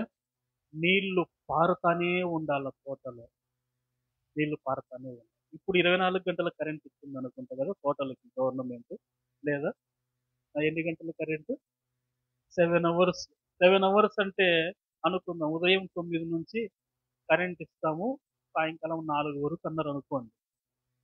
9 నుంచి 4 వరకు అంటే నేను సాయంకాలం 5 గంటలకు పోయి మోటార్ వేసుకుంటా అని పోయిన రబ్బరామన్న శిలోహ ఇద్దరు రావు కదా. ఎందుకు రావు? ఆ సప్లై ఉన్నప్పుడే నువ్వు నీళ్లు పంపు చేసుకొని తోటకు పట్టుకోవాలి. హల్లెలూయా. ఈ లెంట్ 40 రోజులు అయ్యా బాబు మీకు, ఇది నీకు గవర్నమెంట్ 7 గంటల కరెంట్ ఇచ్చినట్టు దేవుడు 40 రోజులు ఇచ్చినాడు మీకు. హల్లెలూయా. ఇవి అయిన తర్వాత మేము వాక్యం వింటాంలే అనుకున్నారు అనుకోండి. హల్లెలూయా. అర్థమవుతుందా? సప్లై ఉన్నప్పుడే పోయి వాళ్ళు తోటకి మోటార్ వేసుకున్నట్టు విత్తుతున్న సమయంలోనే నువ్వు వినడం నేర్చుకోవాలి. హల్లెలూయా. సరే, నీళ్లు పారే తోట అన్నారు. మరొక మాటను చూద్దామండి వాక్యంలో నుంచి. యెషయా గ్రంథం 58వ అధ్యాయం 11వ వచనం.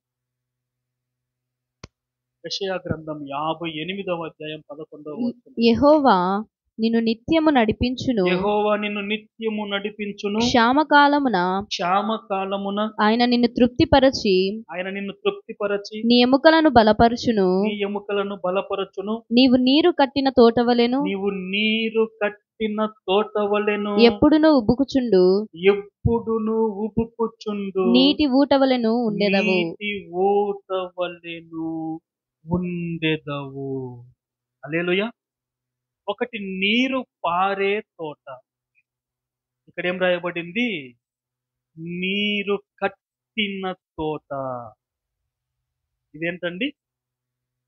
నీరు పారే తోటే కృషించకుండా అది అన్ని ఆశీర్వాదాలను ఇస్తే, నీరు కట్టిన తోట అంటే, నీరు కట్టిన తోట అంటే అవసరమైనప్పుడంతా అది నీరు తీసుకుంటుంది. నువ్వు మళ్ళీ అదే పనికి పోయి స్విచ్ చేసి మోటార్ వేసి ఆన్ చేసే అవసరం లేదు. హల్లెలూయా. హల్లెలూయా. నీకు ఏం చేసినావు? నువ్వు దానికి పాదులు ద్రవ్వి పాదు నిండుగా పట్టినావు. దానికి అవసరమైనప్పుడు అంతా నీళ్లు తాగుతా ఉంటాయి. హల్లెలూయా. ఇది విస్తారమైనటువంటి వాక్య జ్ఞానానికి సాదృశ్యం. విస్తారం అంటే ఇంకా నేను రోజుకు ఒక అధ్యాయం చదువుతా, 2 అధ్యాయాలు చదువుతా, 5 అధ్యాయాలు చదువుతా, అరగంట సేపు చదువుతా, గంట సేపు చదువుతా అని కొలతలు లేంగ వీళ్ళకి ఏముండవు, కొలతలు ఉండవు. ఎప్పుడు వాక్యం చదువుతానే ఉంటారు, లేదా వాక్యం మెమరీ వేసుకుంటానే ఉంటారు, వాక్యం ధ్యానిస్తానే ఉంటారు. దేవునికి మహిమ కలుగును గాక. నీరు కట్టిన తోట వలె నువ్వు ఉంటావు అని ఇక్కడ వాక్యం చెబుతుంది. నీరు కట్టిన తోట అది ఇంకెంతగా ఫలిస్తుందో చూడాలి. నేను మళ్ళీ చెబుతున్నాను, వాక్యానికి నీ జీవితంలో అంత ప్రాధాన్యత నువ్వు ఇవ్వాలండి. నీకు సమృద్ధిగా నీరు దొరకాలంటే నీటి లభ్యత ఉండాలి కదా. సంఖ్యాకాండం 24వ అధ్యాయము 6వ వచనం చదువుతామండి. వాగుల వలె అవి వ్యాపించి ఉన్నవి, నది తీరమందలి తోటల వలెను యెహోవా నాటిన అగరు చెట్ల వలెను నీళ్ల యొద్దనున్న దేవదారు వృక్షము వలెను అవి ఉన్నవి. దేవునికి స్తోత్రం కలుగునుగాక. హల్లెలూయా. మీరు 5వ వచనం చూస్తే, యాకోబు నీ గుడారములు, ఇశ్రాయేలు నీ నివాస స్థలములు ఎంతో రమ్యమైనవి. హల్లెలూయా.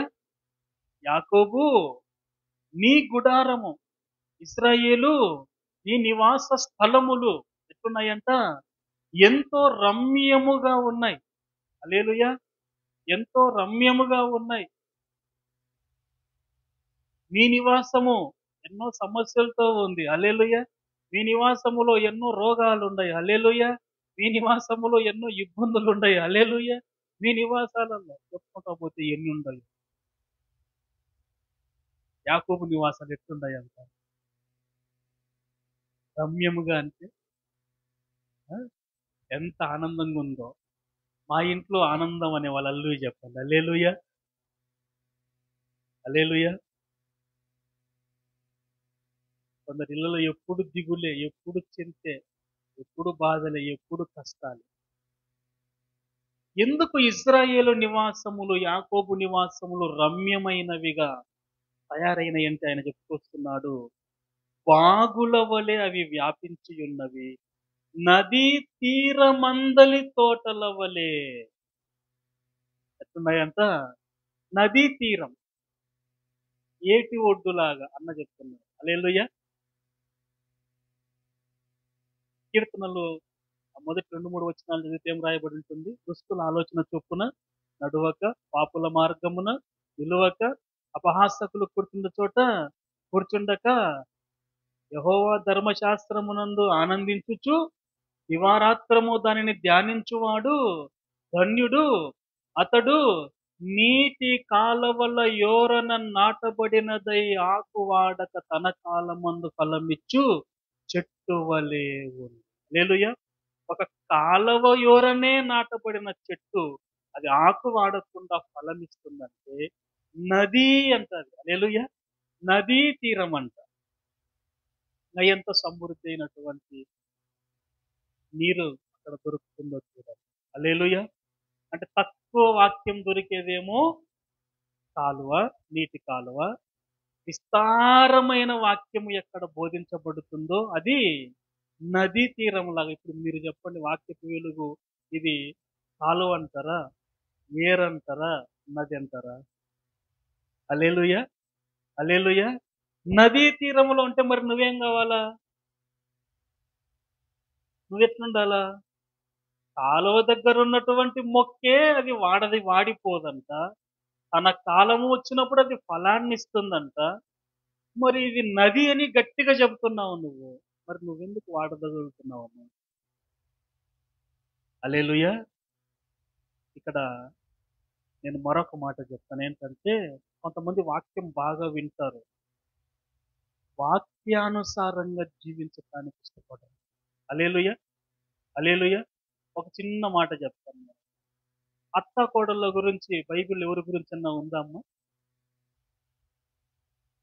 ఏమ్మా? నయోమి అమ్మో! మీకు నాకన్నా బాగా తెలుసు వాక్యం. హల్లెలూయా! ఇక్కడ మాకు అత్త ఉందనే కోడలు హల్లెలూయా చెప్పండి. మాకు అత్త ఉందనే కోడలు హల్లెలూయా చెప్పండి. హల్లెలూయా! వాక్యం ఏం చెప్తుంటే అమ్మా నువ్వు రూతులాగా ఉండు తల్లి. నువ్వు రూతులాగా మీ అత్తని చూసుకోమ్మా అని చెప్తాను. హల్లెలూయా! హల్లెలూయా!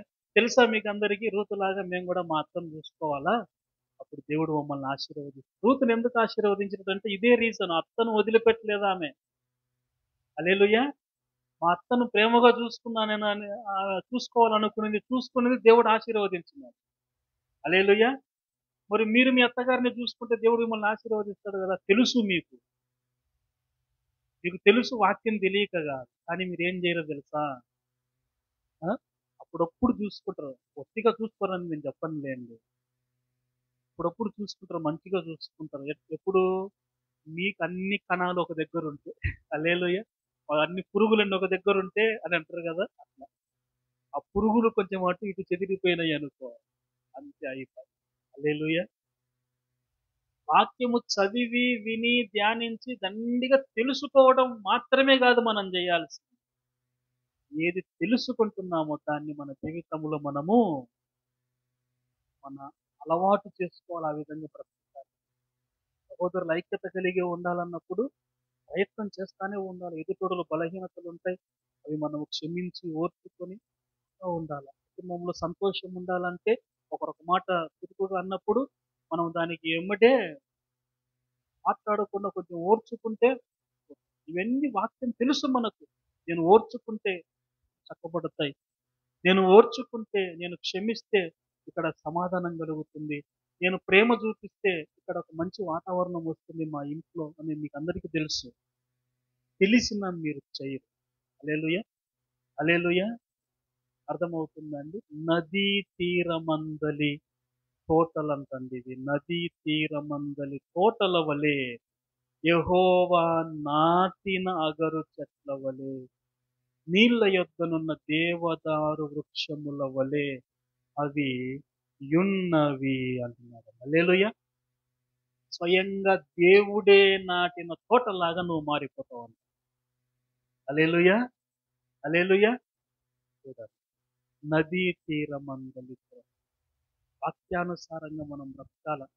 అంతా ఒకే రోజు రాదు మనకు. ఎప్పుడు గుర్తు పెట్టుకోండి, క్రైస్తవుడు అంటే యేసుక్రీస్తు లాగా బ్రతకడానికి రోజు రోజు నేర్చుకునేవాడు. ఈరోజు యేసుక్రీస్తుని నమ్మేసి ఇంకా రేపటి నుంచి నేను యేసుక్రీస్తు లాగా ఉండాలని ఎవరు అనుకోకూడదు. ఉండాలని కోరుకోవాలా, ఉండాలని ఎదుటోడు ఉండాలని మనం ఆశపడకూడదు. హల్లెలూయా. అర్థమవుతుందా అండి? ఇవన్నీ కూడా మనం మన జీవితానికి అన్వయించుకొని బ్రతకటం నేర్చుకోవాలి. సరే, నదీ తీరమందలి తోట ఇక్కడ అంటున్నాడు, యెహోవా తోట వలెను అన్నాడు కదండి. యెహోవా నాటిన అగరు చెట్టు. యెషయా 51:3 చదవండి. యెషయా 51:3.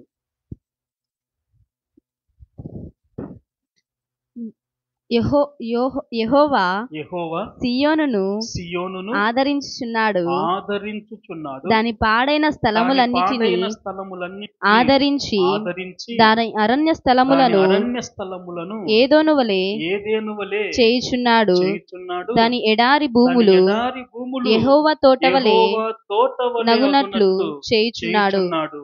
ఆనంద సంతోషములను ఆనంద సంతోషములను కృతజ్ఞతాస్తుతియు కృతజ్ఞతాస్తుతియు సంగీత గానమును సంగీత దానిలో గానమును వినబడును. దానిలో వినబడును.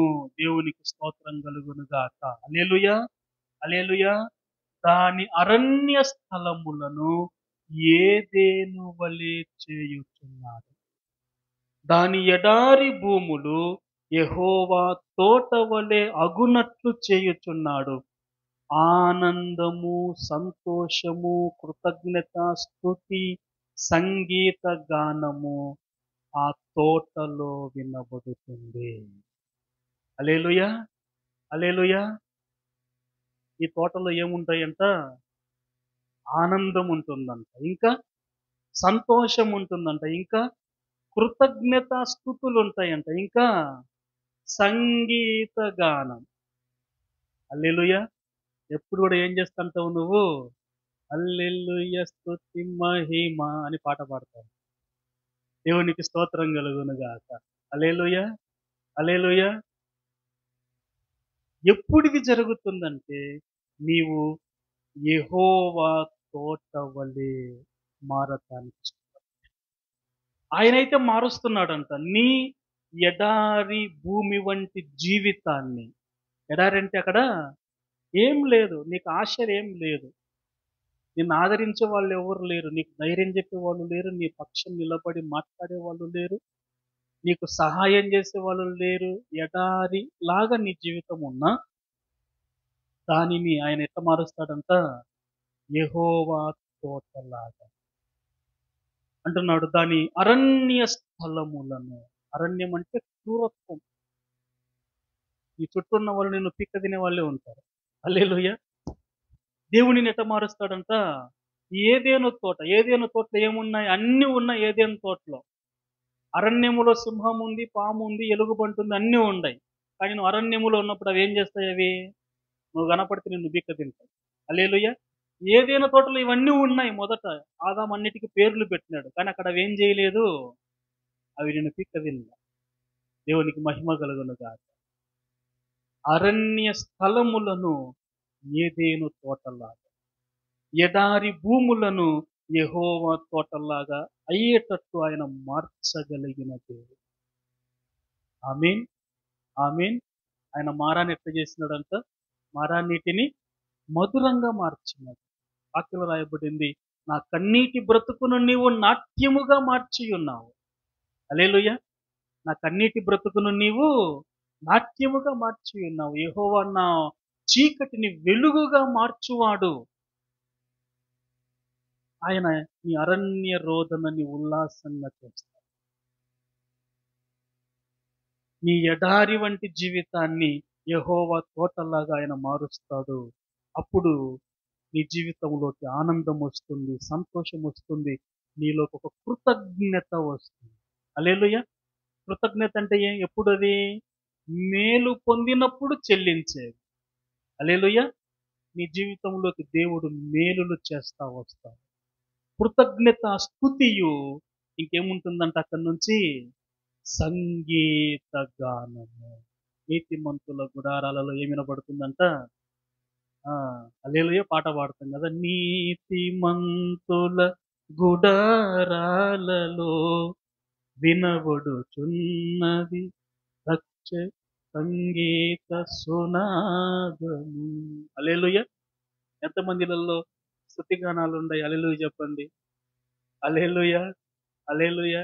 ఎంతమందిలలో లేచిన దగ్గర నుంచి పడుకునేంత వరకు ఏడుపులు, పెడవొప్పులు, గొడవలు, అల్లర్లు, మాటలు, అలుగులు. హల్లెలూయా చెప్పండి. హల్లెలూయా. అర్థమవుతుందా అండి? ఇక్కడ మనం వాక్యం చూసుకుంటాం. కాబట్టి ఇది యెహోవా తోట. యెహోవా తోట. యెహోవా తోటలో ఆనందము, సంతోషము, కృతజ్ఞత, స్తుతి, సంగీత గానం ఉంటుంది. యెహెజ్కేలు గ్రంథం 34వ అధ్యాయం 29వ వచనం.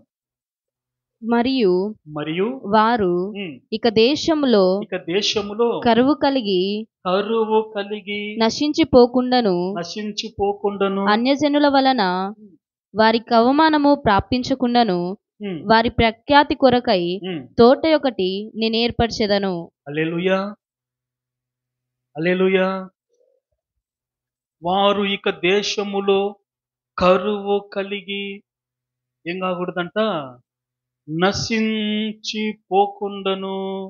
తర్వాత అన్య జనుల వలన వారికి అవమానము ప్రాప్తించకుండా వారి వారి ప్రఖ్యాతి కొరకై తోట ఒకటి నేను ఏర్పరచు. దేవునికి స్తోత్రం కలుగునుగా. హల్లెలూయా. ప్రఖ్యాతి అంటే అర్థం ఏంటండి? ఖ్యాతి అంటే మంచి పేరు. కీర్తి అంటే అది కూడా అదేనా? హల్లెలూయా. కీర్తి అంటే మంచి పేరు.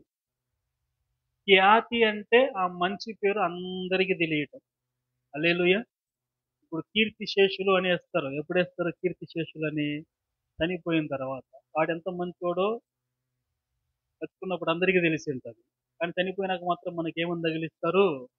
కీర్తి శేషులు. అంటే ఏం కీర్తి, ఏం మంచి పేరు సంపాదించుకొని పోయినా మనకు తెలియదు. హల్లెలూయా. సరే. ప్రఖ్యాతి అంటే ప్రపంచమంతటికి నీ గురించి తెలిసేటట్టుగా నీ గొప్పతనం, నీ ఔన్నత్యం, నీ మంచితనం, నీ జ్ఞానం, నీ ప్రేమ, నీకు సంబంధించిన ప్రతి మంచి విషయము, నీ విశ్వాసము, నీ ప్రార్థనా జీవితం, నీ సేవ అందరికీ తెలియబడేటట్టుగా ఉండునట్టు తోట ఒకటి నేను ఏర్పరచుతాను అన్నాడండి. హల్లెలూయా. హల్లెలూయా. ఇక్కడ అంటున్నాడు, వారు ఇక దేశములో ఏం చూడకూడదు? కరువు చూడకూడదు. చెప్పండి. చెప్పండి. నోరు తెరవండి అమ్మా. నోరు తెరిస్తే మీ జీవితంలో కరువు వెళ్ళిపోతుంది. ఆమేన్. యేసు నామములో కరువు మీ జీవితాల నుండి వెళ్ళిపోవాలి. ఏం కరువు ఉంది మీకు? తిండికి ఏం కరువు లేదు. 3 పూట్ల తింటున్నారు. మీకు ఏం కరువు ఉంది? మనశ్శాంతి కరువు అయిపోయింది నాయన. హల్లెలూయా. మనశ్శాంతి ఏమైపోయింది మీకు? కరువు అయిపోయింది. కాబట్టి ఈ కరువు వెళ్ళిపోతుంది. మనశ్శాంతి అనేది ఇక మీ జీవితంలో ఉండదు. హల్లెలూయా. హల్లెలూయా. ఇంకా ఏ కరువు ఉందో, కొంతమందికి ఆనందం ఉండదు, కొంతమందికి నెమ్మది ఉండదు, కొంతమందికి సంతోషం ఉండదు. ఒకవేళ తినడానికే లేని కరువు ఉంటే కూడా ఈ ప్రతి కరువు వెళ్ళిపోతుందంట. వారు ఇక దేశంలో కరువు కలిగి నశించిపోకూడదు. హల్లెలూయా, హల్లెలూయా. కొంతమంది జీవితంలో వాక్యానికి కరువు ఉంటుంది. ఏం కరువు ఉంటుంది? వాక్యానికి కరువు ఉంటుంది. కొంతమంది వాక్యం బాగా చెబుతారంటే ఎంత దూరమైనా పోతారు. ఎవరైనా దైవజనులు వస్తుంటారు, కడపలో మీటింగులు ఉన్నాయి ఆయనవి. 3 రోజులు మీటింగులు అంటే ఆయన వాక్యం వినాలా ఎట్లయినా అని ఏం చేస్తారు? పోతారు ఎంత దూరమైనా. హల్లెలూయా. ఒకప్పుడు ఉన్నారు వాక్యం కోసం పోయేటువంటి విశ్వాసులు. ఇప్పుడు వాక్యం ఎంత బాగా చెప్తామన్న విశ్వాసులు రారు. ఆయన దగ్గరికి పోతే అద్భుతాలంట, ఆయన దగ్గరికి పోతే ఈ జరుగుతాయంట, అయి జరుగుతాయంట అని ఎవరన్నా ఒకరు వచ్చినారు అనుకోండి లీడ్లోకి సోషల్ మీడియాలో ఏం చేస్తున్నారు ఇప్పుడు జనాలు? తండోపతండాలు పరిగెడతా ఉంటారు. దేవునికి స్తోత్రం కలుగును గాక. హల్లెలూయా. మంచిదే. నేను తప్పుపట్టను దేన్ని కూడా. ఎందుకంటే మంది కూడా మిరాక్యులస్ మినిస్ట్రీనే. మన దగ్గర కూడా చాలా ప్రాంతాల నుండి వస్తుంటారు. అయితే వాక్యానికి కూడా సమ ప్రాధాన్యత ఉండాలి. హల్లెలూయా. కేవలం ఒక స్వస్థత ప్రార్థనలు పెట్టో ఇంకొకటో చేసి చేయటం కాదు. వాక్యానికి కూడా సమ ప్రాధాన్యత ఉండాలి. సరే, కరువు కలిగి నశించిపోకుండా అన్య జనుల వలన వారికి అవమానము ప్రాప్తించకుండా ఏముండకూడదు అనుకుంటున్నాడంటే దేవుడు మన జీవితాల్లో? ఏముండకూడదు? అవమానము నీ జీవితంలో ఉండటం దేవునికి ఇష్టం లేదు. దేని వలన అవమానం వస్తుంది నీకు? దేని వలన అవమానం వస్తుంది? చాలా కారణాలు ఉంటాయి. కొంతమంది తమ భర్తను గురించి గొప్పగా చెప్పుకోలేరు. చెప్పుకోవాలంటే అవమానంగా ఫీల్ అవుతారు. కొంతమంది తమ భార్యను గురించి చెప్పుకోలేరు. కొంతమంది బిడ్డలు చేసే పనులను గురించి చెప్పుకోలేరు. వారి వలన అవమానం ఉంటుంది. హల్లెలూయా. కొంతమంది వారి ఆర్థిక పరిస్థితిని బట్టి అవమానించబడుతూ ఉంటారు. రకరకాల కారణాలు ఉంటాయి. ఏ కారణమైన వాక్యం చెబుతుంది, ఎవ్వడు కూడా నిన్ను అవమానించడానికి నేను ఇష్టపడటం లేదంటున్నాడండి దేవుడు. హల్లెలూయా. మరి ఏమి ఇవ్వాలనుకుంటున్నాడు? నీకు కీర్తి కలగజేయాలా, ఖ్యాతి కలగజేయాలా, ప్రఖ్యాతి కొరకై తోట ఒకటి నేను ఏర్పరచుతిని. హల్లెలూయా, హల్లెలూయా. ప్రఖ్యాతి కొరకై తోట. ఈ తోట సంఘానికి సాదృశ్యం. ప్రతిదీ సంఘానికి సాదృశ్యంగానే ఉంది. నీ కొరకు ఏర్పరచిన తోట నీకు ప్రఖ్యాతిని ఇచ్చే తోట. దేవునికి స్తోత్రం కలుగునుగాక. హల్లెలూయా. ఒక చిన్న మాట చెప్తా, ఎవరు తప్పుగా అనుకోవద్దులేండి. ఇప్పుడు మీరు మామూలుగా ఇంటి దగ్గర ఎట్టంటే అట్టు ఉంటారు. ఎట్టంటే అట్టు ఉండడం అంటే ఇష్టానుసారంగా మాట్లాడతారు, బూతులు మాట్లాడతారు, ఏమేమో చేస్తారు అనుకోండి. ఎవరన్నా మామూలుగా బయటికి పోయినప్పుడు మాటల సందర్భంలో నువ్వు యాకిచ్చుకుపోతావు అని అడిగితే ఏం చెప్తారు మీరు? ఆ? వాక్యపు వెలుగు మందిరానికి పోతారు. వాక్యపు వెలుగు మందిరం గురించి వాళ్ళకు తెలుసు అనుకో. వాళ్ళు ఏమంటారు? అబ్బా అవునా, మీరు వాక్యపు వెలుగు పోతారా? సరే. హల్లెలూయా. అక్కడ నీకు దేనిని బట్టి ఐడెంటిటీ వస్తుంది? నువ్వేం మంచిదానివి కాదు. నువ్వు నోరు తెరిస్తే ఇంటి దగ్గర పోట్లాడతావు, బూతులు మాట్లాడతావు, గొడవ పడతావు, అన్నీ చేస్తావు. కానీ నేను వాక్యపు వెలుగు మందిరానికి పోతా అని అన్నప్పుడు మందిరం గురించి తెలిసిన వాళ్ళు నేనేమనుకుంటారు? ఏమనుకుంటారు? ఆ మందిరానికి పోతుందంటే ఈమె మంచి విశ్వాసురాలని అనుకుంటారు. హల్లెలూయా, హల్లెలూయా. అర్థమవుతుందా అండి? ప్రఖ్యాతి కొరకు ఒక తోట. అయితే నువ్వు ఈ తోటలోకి వచ్చి నీ జీవితాన్ని మార్చుకుంటే, నీ ఆలోచనలు మార్చుకుంటే, నీ అలవాట్లు మార్చుకుంటే, నీ జీవన విధానాన్ని మార్చుకుంటే, నీ స్వభావాన్ని మార్చుకుంటే, ఈ తోట నీకు ప్రఖ్యాతినిస్తుంది. హల్లెలూయా. దేవుని మందిరము నీకు ప్రఖ్యాతినిస్తుంది. మేము గర్వంగా చెప్పుకునేవాళ్ళం. ఇప్పుడు కూడా గర్వంగా చెప్పుకుంటాం. ఏమని చెప్పుకుంటాం? ఏం రేణిగుంటకి ఎందుకు పోతారంటే అక్కడ మేము వాక్యపేలుగు పోతాం. అక్కడ మంచి వాక్య పరిచర్య ఉంది. అక్కడ మంచి ఆత్మాభిషేకం ఉంది. అక్కడ దేవుడు అద్భుత కార్యాలు జరిగిస్తూ ఉన్నాడు. అక్కడ మాకు కావలసినంత ఆశీర్వాదం మేము పొందుకుంటా ఉంటాం. హల్లెలూయా, హల్లెలూయా. చిలంపూర్ మందిరాన్ని గురించి అలాంటి సాక్ష్యం ఉంది. వాక్య వెలుగు మందిరాల గురించి అలాంటి సాక్ష్యం ఉంది. నేను వాక్య వెలుగు గురించే చెప్పను. కొన్ని కొన్ని సహవాసాలు ఉంటాయి. ఎవరి దగ్గరికి రా మీరు పోతుండరు? నేను పలానాల దగ్గరికి పోతున్నాం. వాడా? హల్లెలూయా! వాడా?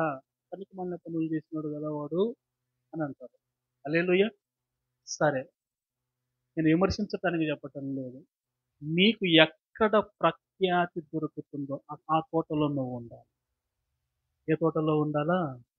నీ ప్రఖ్యాతి కొరకు నీ అవమానాన్ని తీసివేసి, నీకు కరువు లేకుండా దూరపరచి, నీకు ఆనంద గానాన్ని, సంతోష గానాన్ని, కృతజ్ఞత స్తుతిని ఇవ్వగలిగినటువంటి ధన్యత, అలాంటి ఒక శ్రేష్టమైనటువంటి వాక్యముతో నడిపించగలిగినటువంటి తోటలో నువ్వు నేను ఉండాలి. హల్లెలూయా! హల్లెలూయా! అప్పుడు మనకు ప్రఖ్యాతి కలుగుతుంది, మంచి పేరు కలుగుతుంది. దేవునికి స్తోత్రం కలుగును గాక.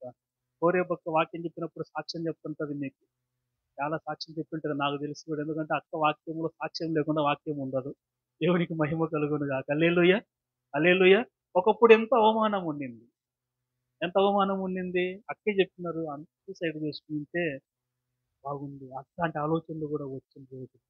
ఎంత అవమానం. బంధువులలో అవమానం, స్నేహితులలో అవమానం, తోటి టీచర్లతో అవమానం, పనిచేసే దగ్గర అవమానం, ఎక్కడికి పోయినా అవమానం. హల్లెలూయా! ఈరోజు ఎంత ఏంది అట్లా చేసినారు అమ్మాయి పెళ్లి. అబ్బాయి ఎక్కడున్నాడు? యూకేలో ఉన్నాడా? ఇంకొకడు కూడా పోతుంటాడా? హల్లెలూయా! అవమానం ఏంగా మారిపోయింది? ప్రఖ్యాతిగా మారిపోయింది. హల్లెలూయా! హల్లెలూయా! మరి నీ జీవితంలో ఎందుకు మారదు? నువ్వు కూడా అదే తోటలో ఉండవు. నీకు అదే నీళ్లు కడతా ఉండవు. అదే ఎరువు వేస్తూ ఉండవు. అదే కంచె వేస్తూ ఉండవు. అందరి కోసం అలాగే ప్రార్థన చేస్తూ ఉన్నాం. అందరూ అభివృద్ధి చెందాలని కోరుకుంటూ ఉన్నాం. అందరూ మేలు పొందాలి దేవుని దగ్గర నుండి ప్రార్థిస్తుంటే నువ్వెందుకు పొందడం లేదంటే, ఎందుకు పొందడం లేదు? నీవు వాక్యానికి చోటు ఇవ్వటం లేదు. హల్లెలూయా! వాక్యం వినాల్సిన సమయంలో నిద్రపోతావు. వాక్యం ఎంతసేపా అట్లా ఉండి బయట కన్నా పోయేసి వస్తావని బయట తిరుగుతావు. మందిరంలో ఉన్నా గానీ ఎప్పుడైపోతుందా, ఇంటికి పోయి ఏమేం పనులు ఉన్నాయని ఆలోచన చేస్తావు. ఎట్లొస్తదండి మీకు ఆశీర్వాదం రావాలంటే? వస్తదమ్మా? రాదు. దేవుడైతే నీకోసం ప్రఖ్యాతి ఇచ్చే తోటను నీ ఎదురుగా సిద్ధంగా పెట్టినాడు. నువ్వు దాన్ని ఉపయోగించుకో. కాబట్టి నీరు లేని తోట వాడిపోతుంది, కొట్టివేయబడుతుంది, కాల్చివేయబడుతుంది. నీరు పారిన తోట, నీరు కట్టిన తోట, నదీ తీరముల యందలి ఉండే తోట, అది యెహోవా తోటలాగా మారుతుంది. అది ప్రఖ్యాతి చెందుతుంది. హల్లెలూయా! ఏమవుతుందండి? ఏ తోటలాగుంటావు? నీరు లేని తోటలాగుంటావా? నీరు పారిన, నీరు కట్టిన తోటలాగుంటావా? అది నువ్వు తీసుకోవాల్సిన నిర్ణయం. నేను నీరు కట్టిన తోటలాగా, నీరు పారిన తోటలాగా ఉంటాననే వాళ్ళు మాత్రం చేయొద్దండి. హల్లెలూయా! సీసీ కెమెరాలో మీరు రోజు నాకు కనపడాలి లెంతులో మందిరంలో. ఊరికే చెయ్యెత్తితే గారు మీరు. మీరేమైతే ఏం చేస్తే అయితారు అట్లా? మీరు వచ్చి మందిరానికి వచ్చి వాక్యం వింటే అయితారు. మీరు మందిరానికి వచ్చి నేను సీసీ కెమెరాలు అన్నీ చూస్తా ఉంటా. ఎక్కువసేపు చూడను. 5 నిమిషాలే. మెసేజ్ స్టార్ట్ అయ్యేటప్పుడు చూస్తా. ఎవరిది ఈరోజు మెసేజ్? ఎంతమంది ఉంటారు? ఎవరెవరు ఉంటారని అందరూ క్లియర్‌గా కనపడుతూ ఉంటారు. ఒకరిద్దరు ఎవరో నాకు డౌట్ అనిపిస్తే వీళ్ళెవరో నేను కనుక్కోలేకుండా ఉన్నాను అనిపిస్తే మరుసటి రోజు ఫోన్ చేసినప్పుడు అడుగుతా. పలానా రైట్‌లో ఆడ కూర్చునింది ఎవరు? వాళ్ళెవరో కొత్తగా కనపడ్డారన్నారు అని అడిగినాను అని. అంతే. హల్లెలూయా! నాకు అందరూ కనపడతా ఉంటారు. ఎవరెవరు కూర్చొని ఎవరు నిజంగా కూర్చుండేది ఎవరు? పాటలు పాడుతుండేది ఎవరు? అందరిని చూస్తాను. నేను నీరు పారిన తోటలాగా, నీరు కట్టిన తోటలాగా ఉండాలి. నా జీవితంలో అవమానం తొలగిపోవాలి, కరువు తొలగిపోవాలి. నా జీవితంలోకి ఆనందము, సంతోషము, సమృద్ధి, సంతోష గానము రావాలి అని అంటే మందిరంలో 40 రోజులు వాక్యం వినాలి. 10 రోజులు అయిపోయినాయి. నిన్నటికి ఎన్ని రోజులు అయిపోయినాయండి? ఆదివారాలు తీసేస్తే 10 రోజులు అయిపోయినాయి. ఇంకెన్ని రోజులు ఉన్నాయి? ఆదివారాలు కాకుండా 30 రోజులు ఉంది. హల్లెలూయా! హల్లెలూయా! ఇప్పుడు నువ్వేం చేయాలి తెలుసా? ఏదో పొరపాటు పడి ఉదయం టిఫిన్ తినలేదనుకోండి. మధ్యాహ్నం ఏం చేస్తావు నువ్వు? ఉదయంది, మధ్యాహ్నంది కలిపి తింటావు. హల్లెలూయా! ఉపవాసం ఉన్నప్పుడు అంటే అట్లా కాదనుకోండి. ఏదైనా పనిలో పడి మర్చిపోయి ఉదయం టిఫిన్ తినలేదు. అప్పుడేమనిపిస్తది మనకు? బాగా ఆకలనిపిస్తది. అప్పుడు ఎట్లా తింటాము? మామూలుగా తినేదానికన్నా 4 ముద్దలు ఎక్కువ తింటాం. అంటే ఉదయంది గూడా పెట్టుకొని 4 ముద్దలు తింటాం. ఈ 30 రోజులు నువ్వేం జేయాలా? మొదటి 10 రోజులంటే పోయింది వాక్యము. నేను మందిరానికి పోలేకపోయినా. కారణం ఏదైనా చెప్పండి. రేపు ఈరోజు మీరు నాకు కారణం చెప్పొచ్చు. అన్న ఊరి బయట కాబట్టి మేము రాలేదు. చీకటి కాబట్టి రాలేదు. నాకు రావడానికి స్కూటర్ లేదు, ఆటో లేదు, అది లేదు. నువ్వు ఏవైనా కారణం నా దగ్గర చెల్లుతాయి. ఎవరి దగ్గర చెల్లవు? దేవుడి దగ్గర చెల్లవు. హల్లెలూయా. నేను సరే పొమ్మ నీ ఇష్టం పో వచ్చి ఇంతే బాగుపడతావు లేదా నువ్వే ప్రేయర్ రిక్వెస్ట్ ఎత్తుకొని వస్తుంటావు వారం వారం నా దగ్గరికి అనుకుంటా నేను. కానీ దేవుడి దగ్గర నువ్వు ఇవన్నీ చెప్పలేవు. ఇవన్నీ నువ్వు చెప్పలేవు. కాబట్టి అది నీ చేతుల్లో జ్ఞాపకం చేసుకో.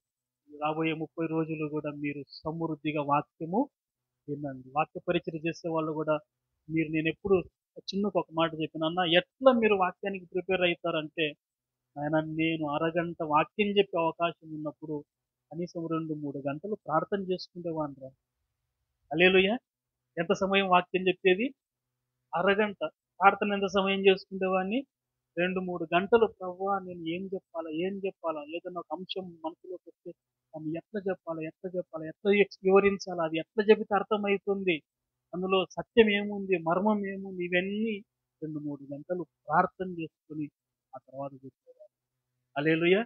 నువ్వు కూడా రేపు ఇది ఇచ్చేయి అని మ్యారేజ్‌కి ముందు చెప్పిన ఇవన్నీ మ్యారేజ్ అయితే వెళ్ళిపోతావు నువ్వు దూరము. ఆ తర్వాత ఎప్పుడో ఒకసారి కలిసేది. కాబట్టి ఇక కొన్ని జాగ్రత్తలని చెప్తున్నాను. దేవునికి మహిమ కలుగునుగాక. వాక్యం బోధించే వాళ్ళు కూడా హడావిడిగా ఏదో వచ్చి చెప్పాలా కాబట్టి ఒక గంట సమయం అని ఎప్పుడు చెప్పొద్దండి. ఈ స్లాట్ ఎప్పుడో మీకు ముందే చెప్తారు. 4 రోజుల ముందో, 3 రోజుల ముందో. మొదట మోకరించి దేవుణ్ణి అడగండి. అయ్యా నేను ఏం చెప్పాలా? నేను చెప్పే ప్రతి మాట సంఘము క్షేమాభివృద్ధి చెందటానికి ప్రయోజనకరంగా ఉండాలి. ఏదో పోయి 4 మాటలు చెప్పి ఒక గంట సమయం ఏదో చెప్పినట్టుగా ఎవరు కూడా ఉండకూడదు. వాక్యం బోధించే అవకాశం ఉన్న వారికి ఇది హెచ్చరికగా తీసుకోండి. హల్లెలూయా. హల్లెలూయా.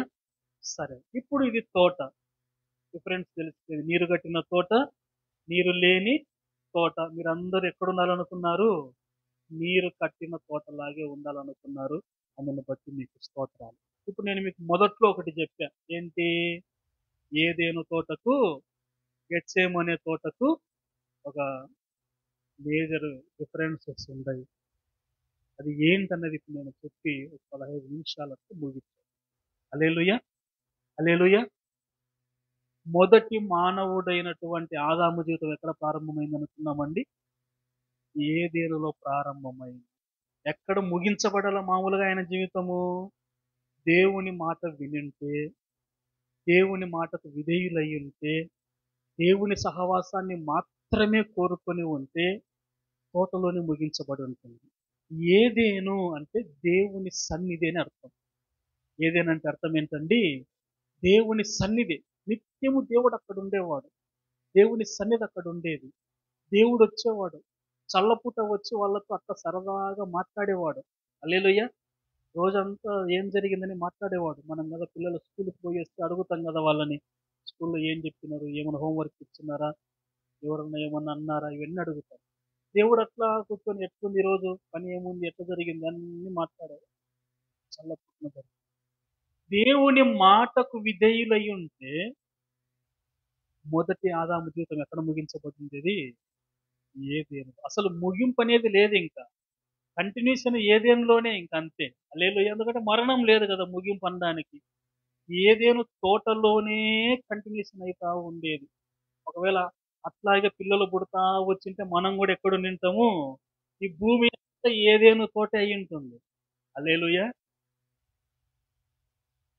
తోట నుంచి వెలివేయబడ్డాడు. వెళ్ళగొట్టబడ్డాడు. ఎందుకోసమంటే తప్పు చేశాడు కాబట్టి. హల్లెలూయా. పాపము చేశాడు కాబట్టి. ఇప్పుడు యేసు ప్రభువు జీవితం ఎక్కడ ప్రారంభమైంది? ఎక్కడ ప్రారంభమైందంటే మనం ఎగ్జాక్ట్‌గా చెప్పాలంటే పశువుల తొట్టి. ఎక్కడండి? మనకు బైబిల్‌లో మెన్షన్ చేసిన మాట ఎక్కడ? ఆ! అక్కడ మనం చూస్తాం లూకాసు వార్త 2వ అధ్యాయంలో చదువుతాము. ఆమె ప్రసవ దినములు సమీపించినప్పుడు కుమారుని కని సత్రములో వారికి స్థలము లేనన్న పొత్తిగుడలు చూసి ఆయనని పశువుల కొట్టులో హల్లెలూయా. సరే, తొట్టిలో ప్రారంభమైన యేసయ్య జీవితం ఎక్కడ ముగించబడిందని చెప్తున్నాము? తోటలో. మొద మొదటి మానవునికేమో మొదటి ఆదాము అని పేరు. ఏముందండి మొదటి మానవునికి? మొదటి ఆదాము. యేసుక్రీస్తుకి ఏమని పేరుంది? కడపటి ఆదాము అంటారు ఆయన్ని. ఏమంటారండి? కడపటి ఆదాము. చూడండి కొరింథీయులకు రాసిన మొదటి పత్రిక 15వ అధ్యాయము 45వ వచనం. ఇందు 5. విషయమై ఇందు విషయమై ఆదామును ఆదామును మొదటి మనుష్యుడు మొదటి మనుష్యుడు జీవించు ప్రాణి అయి జీవించు ప్రాణి ఆయనని ఆయనని వ్రాయబడి ఉన్నది. వ్రాయబడి ఉన్నది. కడపటి ఆదాము కడపటి ఆదాము జీవింపచేయు జీవింపజేయు ఆత్మ ఆయను. ఆత్మ ఆయను. హల్లెలూయా. కడపటి ఆదాము అంటే యేసుక్రీస్తు. ఇద్దరు ఆదాములు ఉన్నారు బైబిల్లో. ఎంతమంది ఉన్నారండి? ఇద్దరు ఆదాములు ఉన్నారు. ఒకరెవరు? మొదటైన మొదటి ఆదాము. ఇంకొక ఆయన ఎవరు? కడపటి ఆదాము. మొదటి ఆదాము ఏదేను తోటలో ఉన్నాడు. జాగ్రత్తగా వినండి మీరు. ఎక్కడున్నాడండి? ఏదేను తోటలో ఉన్నాడు. కడపటి ఆదాము ఎక్కడ ఏ తోటలో ఉన్నాడు? మూలవాక్యంలో చదువుకున్నాం. ఏ తోటలో ఉన్నాడు ఆయన? గెత్సేమనే తోటలో ఉన్నాడు. ఎక్కడున్నాడమ్మా? గెత్సేమనే తోట. ఇద్దరు కూడా తోటలోనే ఉన్నారు. ఈ రెండు తోటలలో ఉన్నటువంటి వ్యత్యాసం ఏంటంటే, ఏదేను తోటలో దేవుడు వీరితో మాట్లాడుతున్నాడు. హల్లెలూయా. దేవుడు ఏం చేస్తున్నాడు? వీరితో మాట్లాడుతున్నాడు.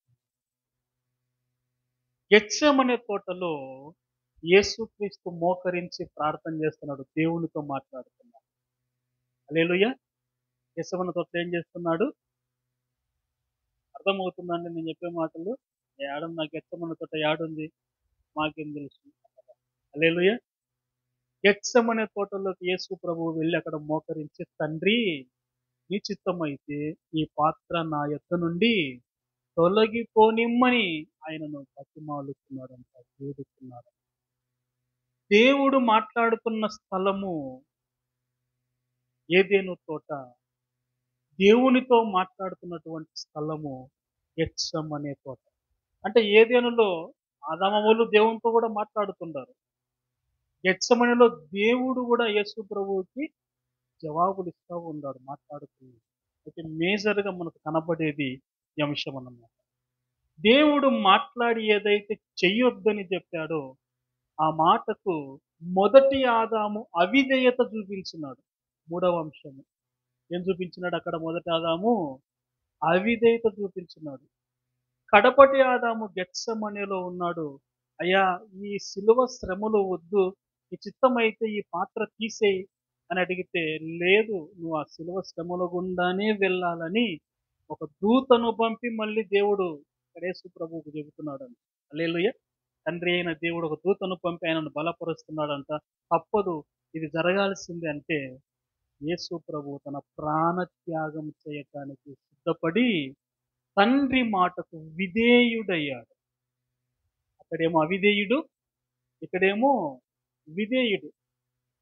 ఎప్పుడైతే అవిధేయుడయ్యాడో పాపము చేశాడు, పాపిగా మారిపోయాడు.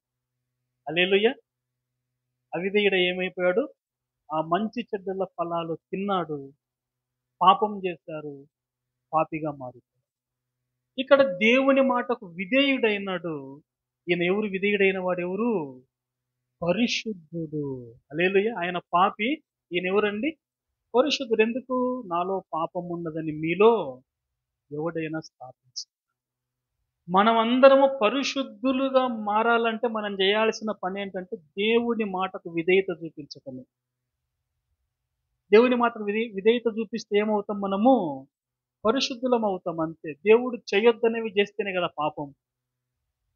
దేవుడి తప్పు చేయొద్దు అన్నాడు, అది చేస్తే దొంగతనం చేయొద్దు, అబద్ధం ఆడొద్దు, మోసం చేయొద్దు, వ్యభిచరించొద్దు, ఇట్లాంటివి ఎన్నో చెప్పినాడు. అవి చేస్తే పాపం. వాటికి విధేయత చూపించి మనం చేయకపోతే పరిశుద్ధులుగా ఉంటాం. మొదటి ఆదాము పాపి, కడపటి ఆదాము పరిశుద్ధుడు. ఎప్పుడైతే పాపం చేస్తున్నాడో మొదటి ఆదాము తన మహిమను పోగొట్టుకున్నాడు. ఏం పోగొట్టుకున్నాడండి? మహిమను పోగొట్టుకున్నాడు. యేసుక్రీస్తు విధేయత చూపించాడు, పరిశుద్ధుడుగా ఉన్నాడు కాబట్టి ఆయన మహిమపరచబడబోతున్నాడు. మహిమపరచబడబోతున్నాడు అంటే మనిషి ఏ మహిమను పోగొట్టుకున్నాడో ఆ మహిమను యేసుక్రీస్తు తిరిగి సంపాదించే ప్రయత్నం చేశాడు. హల్లెలూయా, హల్లెలూయా. మొదటి ఆదాము దేవునికి కనబడకుండా పారిపోయి దాక్కున్నాడు.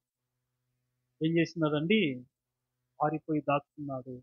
కడపటి ఆదాము దేవుని ఎదుటికొచ్చి దేవుని ఎదుట మోకరించినాడు. హల్లెలూయా. కల్వరి శిలువలో దేవునికి అడుగుతున్నాడు, తండ్రి వీరేమి చేయుచున్నారో వీరు ఎరుగరు గనుక వీరిని క్షమించు. ఎప్పుడైతే మనం విధేయత చూపిస్తామో, పరిశుద్ధత కలిగి ఉంటామో దేవుని ఎదుటికి నేరుగా పోతాం. తప్పు చేశామనుకోండి, పాపం చేశామనుకోండి, అవిధేయులమేమనుకోండి, దేవుడే మన దగ్గరకు వస్తుంటే కూడా ఏమైపోతాం మనము? దాక్కునే ప్రయత్నం. హల్లెలూయా.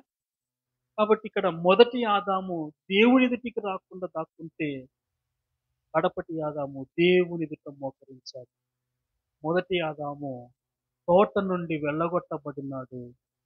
కడపటి ఆదాము సిలువ వేయబడటానికి తోటలో అప్పగించబడినాడు అని మనం ఇక్కడ జ్ఞాపకం చేసుకోవాలి. హల్లెలూయా, హల్లెలూయా. ఇప్పుడు ప్రశ్న ఏంటంటే, మరి జీవితం తోటలో ప్రారంభమైంది. మొదటి ఆదాము జీవితం, హల్లెలూయా, తోట వెలుపట ముగిసింది. కడపటి ఆదాము జీవితం తోట వెలుపట ప్రారంభమైంది, తోటలో ముగిసింది. హల్లెలూయా, హల్లెలూయా. మన జీవితం ఎక్కడ ముగుస్తుంది? మన జీవితం ఎక్కడ ప్రారంభమైంది? బయట ప్రారంభమైంది. పాపములో పుట్టినాం, పాపములో నా తల్లి గర్భము ధరించింది అన్న స్థితిలో ప్రారంభమైంది. పెంట కుప్పల మీద పడి ఉన్న స్థితిలో ప్రారంభమైంది. అక్కడి నుంచి దేవుడు మనల్ని ఏం చేశాడు? రక్షించుకున్నాడు, రక్షించుకున్నాడు. దేవుని సంఘము అనే ఈ తోటలో మనల్ని నాటినాడు. హల్లెలూయా. దేవుని సంఘం అనే తోటలో నాటినాడు. మనలను వ్యక్తిగతంగా ఒక్కొక్కరిని ఒక తోటలాగా పచ్చగా ఫలాలతో ఉండాలని ఆయన కోరుకున్నాడు. దేవునికి స్తోత్రం కలుగును గాక. ఏదో ఒక రోజు ఒక తోటకు చేరతాం మనం. ఏంటి ఆ తోట? సమాధుల తోటకు చేరతాం. ఏ తోటకు చేరతామండి? అక్కడి నుంచి ఎక్కడికి పోవాలి? ఎక్కడికి పోవాలి? మొదటి ఆదాము ఏ తోట నుండి వెళ్ళగొట్టబడినాడో దేవుని సన్నిధి అనబడిన ఏదేను, అదే పరలోకం. హల్లెలూయా. అక్కడ స్థానం పోగొట్టుకున్నాం మనం. ఆ స్థానాన్ని తిరిగి ఇవ్వడానికి యేసు ప్రభువు వచ్చినాడు. తిరిగి ఏదేను తోటలోకి మనం పోవాలి. హల్లెలూయా. ఎక్కడికి పోవాలండి? ఏదేను తోట అంటే అది పరలోకానికి సాదృశ్యం. దేవుని సన్నిధి, దేవుని ప్రసన్నత, దైవానుగ్రహము నిత్యము ఉండే చోటు పరలోకం.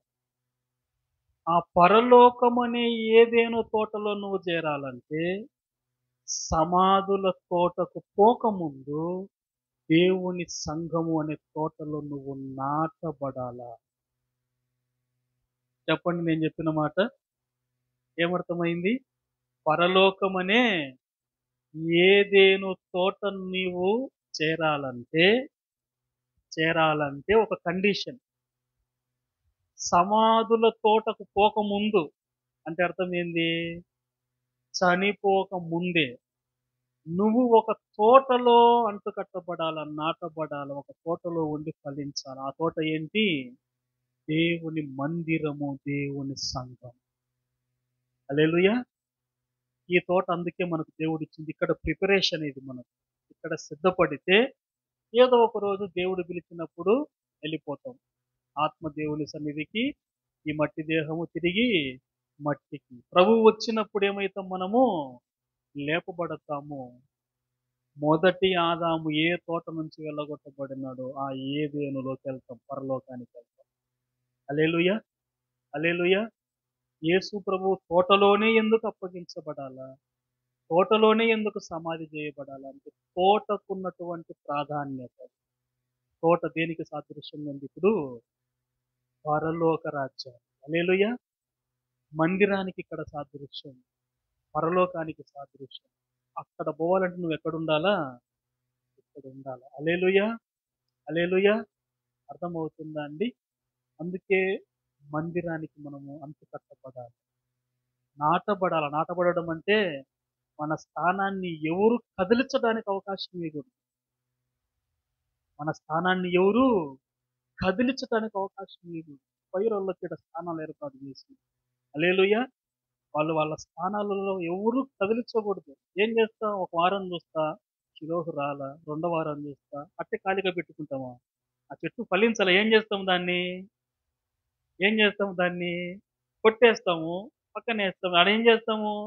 ఇంకొక మొక్క తెచ్చి నాటుకుంటాం కదా. హల్లెలూయా. రెమ్మలు రాలే, ఏం చేస్తాం దాన్ని? నాటుతాం. ఇంకొకరు రాలేదు. దేవుడు చేస్తాడు, నేను చేసే పని కాదు. అవి నేను చేసే పని కాదు.